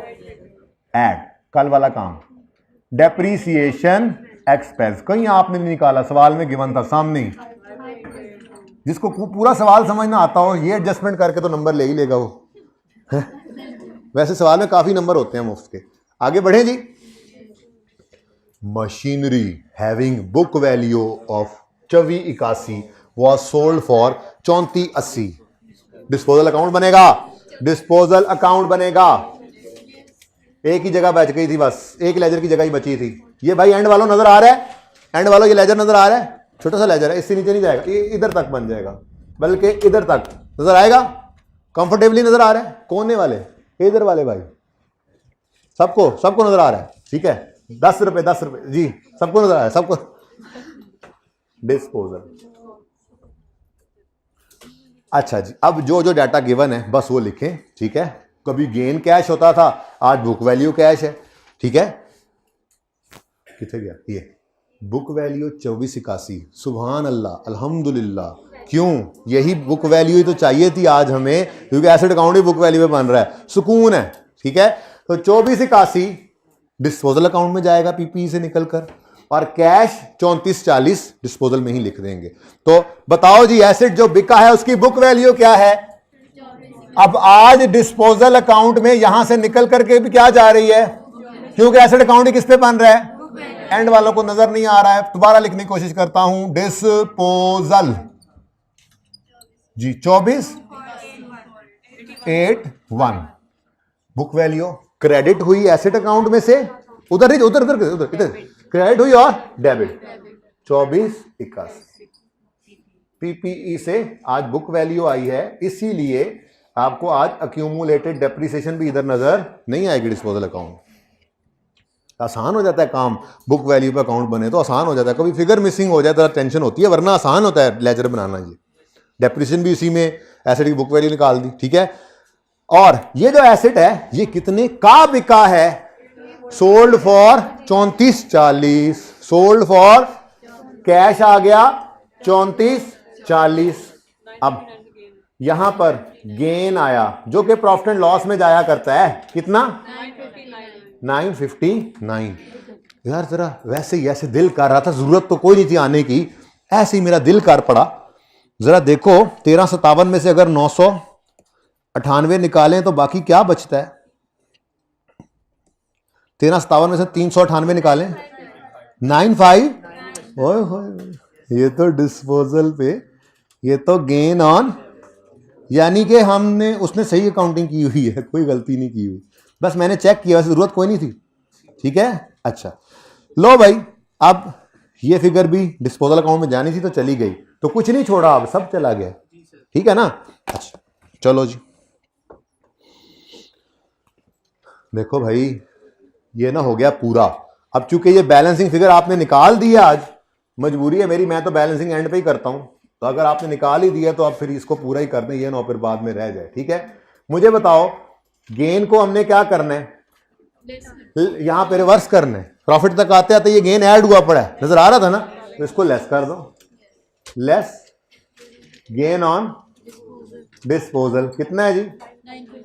वर्किंग 13 में आपने निकाला है 959, और यहां पे लिखोगे cash received on disposal of PPE.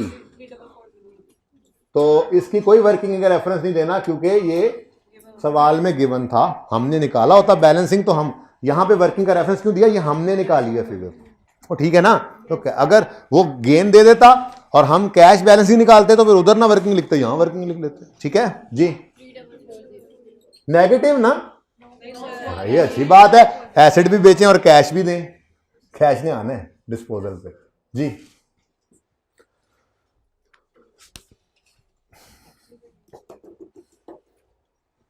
कितनी आसान एडजस्टमेंट थी, है कि नहीं जी? बोलो। Factory building was revalued from a book value of, carrying value book value होती है ना, 5 to 8, 5 से 8 पर गई तो सरप्लस होगा लॉस होगा? कितना बन रहा है? ये बन रहा है, ये रीवैल्यूएशन सरप्लस आया। इसकी एंट्री बताओ क्या हुआ करती थी? रीवैल्यूएशन डेबिट,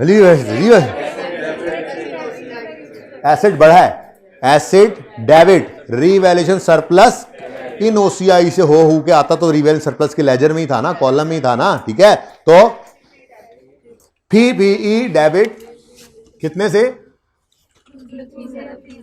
2037 से पीपीई डेबिट और 20 ये यहां पे पीपीई लिख देंगे हम। ये सब कुछ हुआ पड़ा होता है, हम रीडू कर रहे होते हैं बस, ठीक है ना। ये कैसे निकला है दोनों का डिफरेंस बताओ जी। फिगर्स क्या थी? 8000 माइनस, ये ऐसे करके हमने निकाल लिया, ठीक है जी। आखिरी एडजस्टमेंट पढ़ो।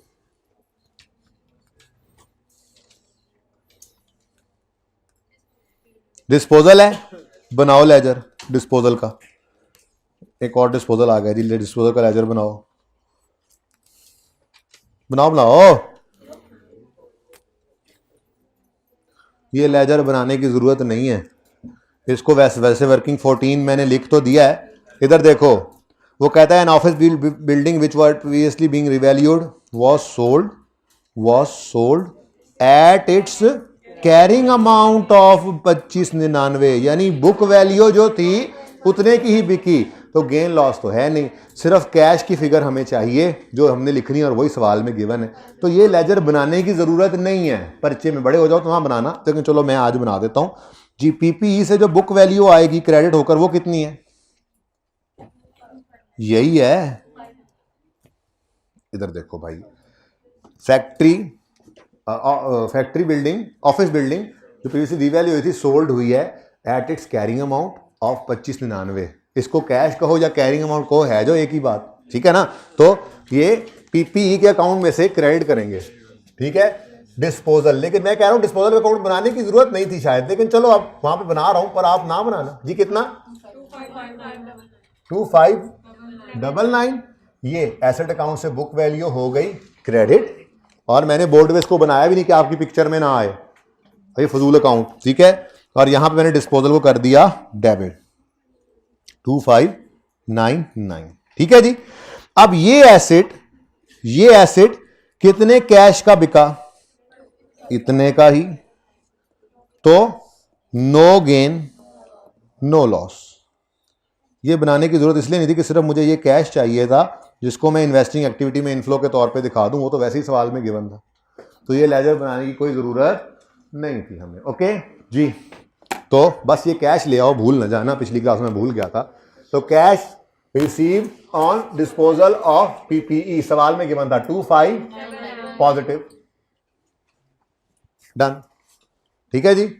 नाउ सवाल इज ओवर, अब सिर्फ बैलेंसिंग रह गया, ओके, ठीक है। Now give me another blue, not all blues.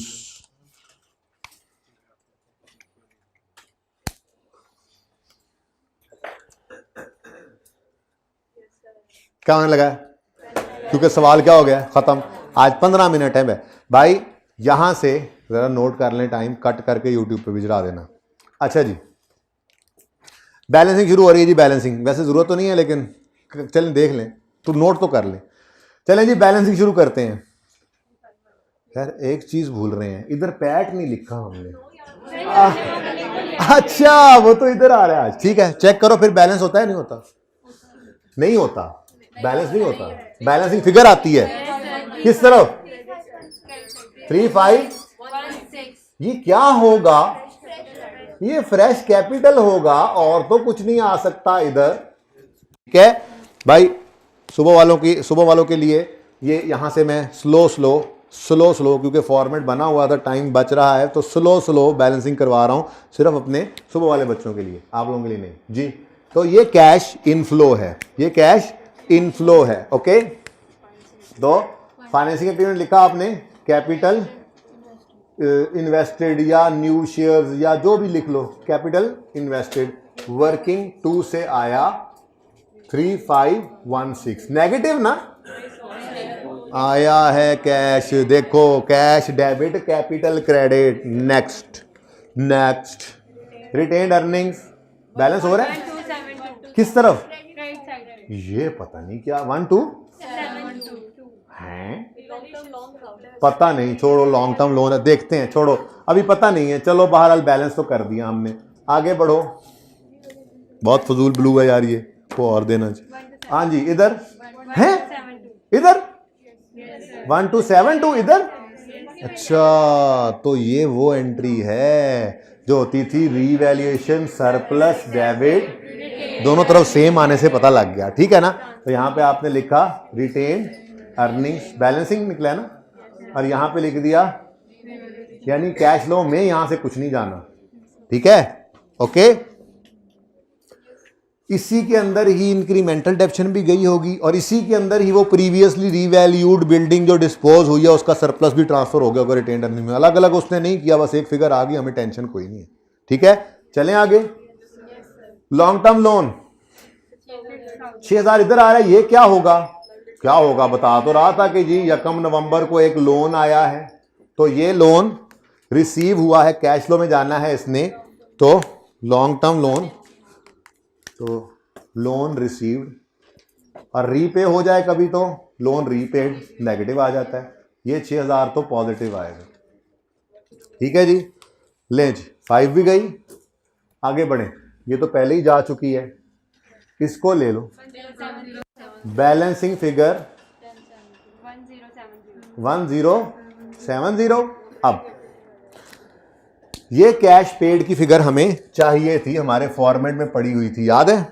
तो यहां पर आए और हमने यहां पर लिखा वर्किंग नंबर 7 से 1070 का टैक्स पेड निकला है जी, सवाल में गिवन नहीं था, हमने खुद अपनी मेहनत से निकाला है जी ये मिस्टर एग्जामिनर। अब टैक्स पेड को माइनस किया, लेकिन टैक्स एक्सपेंस को ऐड बैक भी करना चाहिए, क्यों, हमने फिगर ही वो उठाई थी जिसमें से टैक्स माइनस हुआ ही नहीं है, इसलिए एक्सपेंस को ऐड बैक करके कैश को माइनस करने की जरूरत नहीं है। एक्सपेंस माइनस हुआ ही नहीं हुआ इस फिगर में से, अगर यहाँ पैट होता ना स्टार्टिंग पॉइंट तो एक्सपेंस को ऐड करते, ऐसे ही जैसे यहाँ पर गेन ऑन डिस्पोजल को रिवर्स करके कैश लिया, कल लॉस ऑन डिस्पोजल को रिवर्स करके कैश लिया था, ऐसे ही हम कह रहे हैं एक्सपेंस को रिवर्स करो कैश लो, क्योंकि इनकम एक्सपेंस एक्रूअल बेस पे होते हैं, जबकि हम कैश फ्लो में कैश में इंटरेस्टेड हैं। लेकिन चूंकि यहां पर स्टार्टिंग पॉइंट ही पीबीटी था, तो एक्सपेंस माइनस हुआ, टैक्स एक्सपेंस माइनस ही नहीं हुआ इसमें से, ठीक है। ओके, आगे बढ़े। नेक्स्ट जी, ये हो चुका, ये हो तो चुका है, लेकिन इसकी पोस्टिंग नहीं की थी। इंटरेस्ट में ये पेमेंट ही तो है, आज जीरो है तो क्या हुआ, उसूल भी नहीं पक्का करेंगे, अगले सवाल में इसने आ जाना है। आज जीरो है तो क्या हुआ, आज नहीं लिखना था माना, लेकिन हम उसूल पक्का करेंगे, ठीक है। इंटरेस्ट एक्सपेंस की फिगर पीबीटी तक आते आते माइनस हो चुकी है, हम कह रहे हैं इसको करो ऐड बैक, ऐड करो इंटरेस्ट एक्सपेंस, सवाल में गिवन था 100, और जो इंटरेस्ट एक्चुअल में पे किया है वो वर्किंग आज कोई नहीं है, वो है ही 0, ठीक है, वो माइनस कर दो। अब कल कल यहां पर पेमेंट भी आया करेगी, तो हमने क्या किया, एक्सपेंस एक नॉन कैश फिगर होती है ना, देखो यहां से माइनस हो चुका था, अगर इसको ऐड ना करते तो नॉन कैश इधर पड़ा रह जाता ना। ओके, तो एक्सपेंस को क्या करना है, अब आज एक चीज बढ़ गई, और इसके बाद एक और चीज ने आना है, और ये आपकी कैश फ्लो के यहां के आइटम्स पूरे हो जाने हैं। यहां पर आपके मैक्सिमम क्या क्या आ सकता है, depreciation, gain on disposal, loss on disposal non current assets का, ये 3 हो गए। चौथा इंटरेस्ट एक्सपेंस और पांचवा इंटरेस्ट स्लैश इन्वेस्टमेंट इनकम। आज इन्वेस्टमेंट इनकम लिखा हुआ है, छठी कोई चीज है नहीं, आज तक टेस्ट नहीं हुई। हाँ, मैं एंड पे जाके ग्रेचुटी और वारंटी अपनी तरफ से एहतियातन डाल दूंगा कि चलो कभी आ ही जाता है गलती से सवाल के अंदर तो पता हो, वरना बस इतना ही है। तो कैश लो समझो मैं यही तो कह रहा हूं, ये 80% तक ले आता है ये सवाल आपको। उसके बाद अगले दिनों में सिर्फ क्या है, प्रैक्टिस, फिर आप कंफर्टेबल हो जाएंगे रेक्टिफिकेशन से पहले। ठीक है, रेक्टिफिकेशन फिर तो पता ही जब आती है तो थोड़ा सा चीजों को हिलाती जुलाती है। ओके, ले जी, क्लियर है ये बात। ये क्या किया हमने, नॉन कैश को यहां ऐड किया और हम कर ही ऐसे रहे थे, नॉन कैश को रिवर्स करते थे, कैश को लेते थे, non cash reverse cash, non cash reverse cash, paid या रिसीव्ड हो देख लेते होते हैं। टैक्स के केस में ऐसा क्यों नहीं किया, नॉन कैश को रिवर्स क्यों नहीं किया, क्योंकि इस फिगर से माइनस हुआ ही नहीं टैक्स के ऐड बैक करके। फिर वरना अगर पैट होता ना तो इंटरेस्ट ये टैक्स को भी क्या करते, टैक्स एक्सपेंस ऐड करते और टैक्स पेड को माइनस करते। ओके, चलें आगे। माशाल्लाह, ये सारा इलाका गया, इधर आए। हाँ भाई दोस्त, पीपी बैलेंस किस तरफ आ रहा है? अच्छा बताओ आप, पीपी सबसे आसान था या नहीं था? इसमें कोई चीज ही नहीं निकली जी। कितना? 1610। इस तरफ तो फिर नॉर्मल केस में एडिशन ही आता है। अब ये क्या है, ये एडिशन इन पीपीई है। एडिशन इन पीपीई तो इन्वेस्टिंग एक्टिविटी में आएगा। Addition in property plant and equipment working number 8 से 16106। नेगेटिव क्यों जी? अच्छा, एसिड खरीदेंगे तो कैश जाएगा ही। ठीक हो गया, चल भाई तू बैलेंस हो गया। और ये मैं अपनी तरफ से निशान लगाता हूं कि हो गया ये, ठीक है ना, आप परिचय बेशक ना लगाना। नेक्स्ट, लॉन्ग टर्म इन्वेस्टमेंट 44, अच्छा 114, ये भी इसी तरफ ही आ रहा है ना, तो ये भी फिर क्या है, एडिशन है जी। अब ये एडिशन लॉन्ग टर्म इन्वेस्टमेंट्स में है। कोई नहीं, जैसे नए एसेट्स खरीदने हैं वैसे ही कोई नए शेयर्स ही खरीदने हैं, या वैसे ही कोई पैसे और एडिशन पैसे और बैंक में रखवा दिए होंगे लॉन्ग टर्म के लिए, जो भी इन्वेस्टमेंट की हुई है आपने वो कर दी। ठीक है, तो इन्वेस्टमेंट के अंदर एडिशन आ गई। Addition in long term investment working 9 से 1147, ये भी नेगेटिव। ठीक हो गया जी। उसके बाद ये एंड पे करते हैं। चलो कर लेते हैं जी, ये तो पहले ही हो गया ना, और इसको तो कर लिया हुआ है। चलो जी, ये एक ही लेजर रह गया। सुभान अल्लाह, सारी बैलेंसिंग तसल्ली से हुई। हाँ जी, 380। लो भाई, ये है इन्वेस्टमेंट इनकम, ये इंटरेस्ट एक्सपेंस की छोटी बहन है। ठीक है, अब जैसे भाई के साथ अशर हुआ, वो भी इसके साथ भी वही होना है, बस वो एक्सपेंस है, एक्सपेंस था, एक्सपेंस रिवर्स किया और पेड को नीचे माइनस शो करना है। ये इनकम है, रिवर्स में बोलता हूं मैं, एड लेस इसलिए बोलता ही नहीं हूं, रिवर्स वहां पे जाके सोचो। रिवर्स करोगे इनकम को और रिकॉर्ड करोगे कैश रिसीव्ड को। अब ये एडजस्टमेंट ना बहुत ही कम आती है, और वैसे भी यहां पर हमने उसकी जगह नहीं बनाई हुई। इन्वेस्टमेंट इनकम है ना, तो इन्वेस्टिंग एक्टिविटी में शो कर देंगे। बिल्कुल ऐसे ही जैसे हमने गेन लॉस डिस्पोजल यहां पर रिवर्स किया नॉन कैश, और उसका कैश रिसीव्ड इन्वेस्टिंग एक्टिविटी में लिखा, बिल्कुल ऐसे ही यहां पर हम इन्वेस्टमेंट इनकम को भी रिवर्स कर देंगे और cash receive from investment income को माइनस करेंगे और ऐड करेंगे। ठीक है जी, तो ये 398 वो यहां तक आते आते ऐड हो चुका है। ठीक है, तो क्या करोगे, लेस लेस। ये दो नई चीजें आज हैं हमारी सीखी हुई जो जी। इसको इंटरेस्ट इनकम भी कभी कभी सवाल कहेगा, लेकिन आज के सवाल में ये क्या है, इन्वेस्टमेंट। तो मैंने दोनों ही लिख दिए, ये दोनों तरह से लिखा हुआ आ सकता है, ये एक ही एडजस्टमेंट होती है, ट्रीटमेंट सेम है। कभी वो सवाल में इंटरेस्ट इनकम लिख देगा, कभी इन्वेस्टमेंट इनकम, 100% सेम ट्रीटमेंट है, परेशान नहीं होना। ठीक है, इनकम को आपने क्या करना है, रिवर्स करना है, लेस बाद में सोचेंगे। ठीक है, और कैश रिसीव्ड को आपने रिकॉर्ड करना है। ठीक है, कैश फ्लो में। तो इनकम यहां तक आते आते, ये इस मौके पे सोचते हैं, इनकम यहां तक आते आते ऐड हो चुकी होती है, तो क्या कर देंगे, लेस 380, अल्लाह आपको हिदायत दे। इनकम 398 है, कैश लिखवा रहे हो यहां पे, खुदा का खौफ करो जी। 398 रिवर्स हो गया और cash received from investment income working number 12 में हमने निकाली है 382, ये पॉजिटिव है। ठीक है जी, कोई क्वेश्चन है क्या? समझ आई है जी? सबको समझ आया? आज सब बैलेंस हो गया, सब बैलेंस हो गया, सब। इधर देखो, ये दो नई चीजें सिखाई है ना आज, ये इंटरेस्ट एक्सपेंस और इन्वेस्टमेंट इनकम। इसके अलावा डेप्रिसिएशन, गेन या लॉस, गेन भी हो सकता है ना, लॉस भी हो सकता है। आज लॉस था नहीं, ठीक है, ये कंप्लीट बस खत्म हो गया। अब इसके अलावा यहां कुछ भी नहीं आएगा आपके, अभी तक पास पेपर में कभी कुछ नहीं आया इसमें, जितने भी हैं, ठीक है। हाँ, FR2 लेवल पे जब होती थी तो ग्रेचुइटी और वारंटी कभी कभी आ जाती थी, तो चूंकि अब कैश फ्लो टेस्ट नहीं करता तो एंड में मैं थोड़ा समझा देता हूं।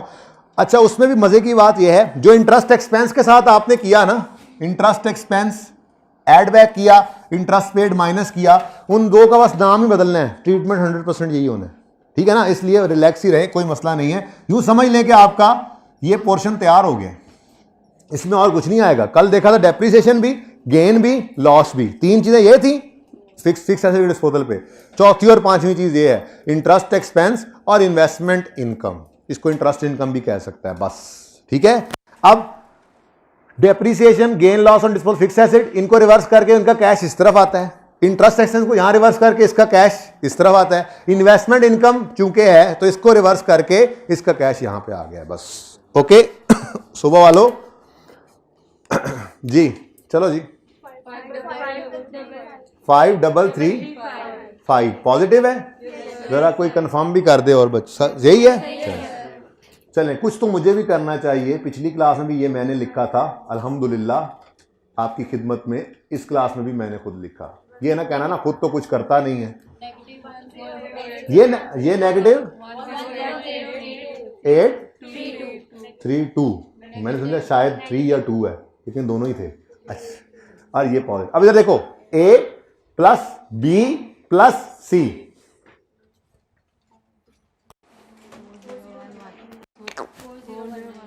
$4019 पॉजिटिव।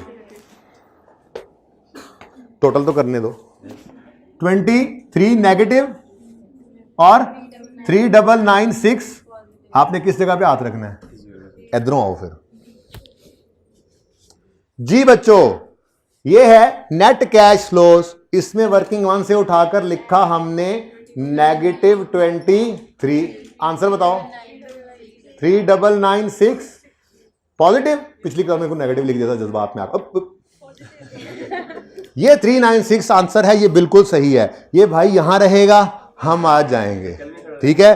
कल भी खड़े रहे थे यहां पे, ओहो, पर्चे में ये हाथ रख रहे, आपने लिख देना वहां बैलेंस और हाथ घर आके उठाना है, ठीक है। अभी उठा देते हैं जी, जज़ाकल्लाह जी, आज तो सवाल सही हो गया, ठीक है। तो बच्चा नहीं घबराता, ਇੱਥੇ ਦਾ बड़ा ਪ੍ਰੈਸ਼ਰ ਹੁੰਦਾ ਜੇ कदी आके खलो के तो देखो जी। भाई ये ना करना, मैं कह रहा हूं, मैं आई वुड सजेस्ट कि ऐसी छोटी मोटी वर्किंग ना करना, टाइम बचा लेना, ठीक है। अच्छा जी, आप पिछली क्लास में चूंकि साकिब को बुलाओ, पिछली क्लास में ऐलान करना था, कोई बात नहीं, खैर मैं वो शाम वाली क्लास में ही बता दूंगा मजीद, लेकिन हो सकता है बच्चे भी ना निकले हों और ऐलान हो जाए।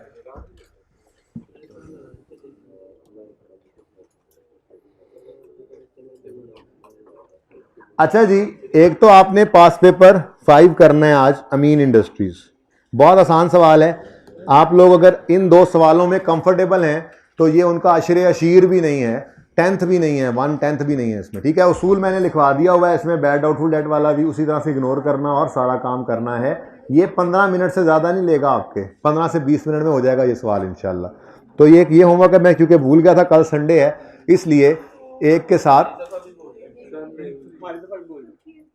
यार मैंने मशवरा मांगा है, मैंने तुमसे रिक्वेस्ट करो लिख के दो एप्लीकेशन, मैं सोचूंगा आज तो होमवर्क दूंगा, फिर मंडे को सोचूंगा।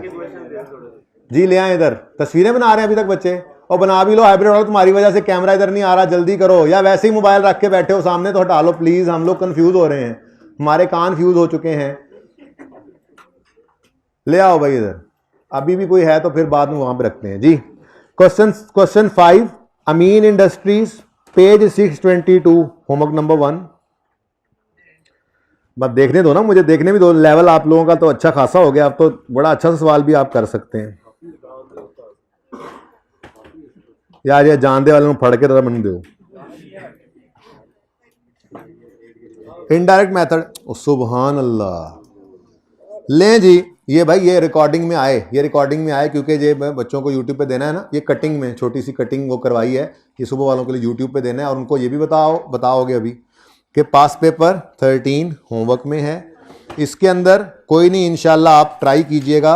राइट इशू बोनस इशू आ रहा है, बाकी वह कोई ऐसी बात नहीं है जो आपको परेशान करे। और उसके बाद एक और सवाल जो ट्राई करेंगे। जी हाँ, जी हाँ, बहुत शुक्रिया। ये 17, सुने मेरी बात, ये संडे लगा लो, पास हो जाओगे। पास पेपर 17, पास पेपर 17 में बहुत सारी एडजस्टमेंट्स आपको आती होंगी, कोई इक्का दुक्का शायद ना भी आए। पास पेपर 17 के बाद पास पेपर 17 का नाम, बेटा खामोश होंगे तो जान छूटेगी। पास पेपर 17 टेक्सला लिमिटेड, यही नाम है, देखो। पास पेपर 13 नादिर लिमिटेड। और पास पेपर 5 तो ऐसे स्वीटनर है, वो कोई सवाल थोड़ा ही आपके लेवल का, वो यकीन माने स्वीटनर है, वो आपको 15 मिनट भी नहीं लगेंगे उसको करते हुए, इतना आसान सवाल है वो तो, बस ऐसे ही है। लेकिन पहले करना वही, तरतीब यही रखना। पास पेपर 5 अमीन, पास पेपर संडे पर बात हो गया। पास पेपर 13 अम्मी, इसका नाम क्या है? नादिर सवाल है बड़ा भाई, ये याद रखना, कॉन्फिडेंस लूज नहीं करना। मैं बता रहा हूं, जो सवाल मैंने होमवर्क में दिया है मैं खुद करवाऊंगा, टेंशन नहीं लेनी, मेरे जिम्मे है। ओके भाई, है पास पेपर, ये सबसे टफ टेक्सला लगेगा आपको, लेकिन इंशाल्लाह आप ये देखोगे। एक तो पूरी ईमानदारी से समझना है कि बस सर ने ना, बात सुने, मेरी अहम बात है इस वक्त, सुने, सब खामोश हो जाएं प्लीज, वरना कल की क्लास में नहीं बैठने दूंगा। आज तो खत्म होगी ना, मेरी बात सुने।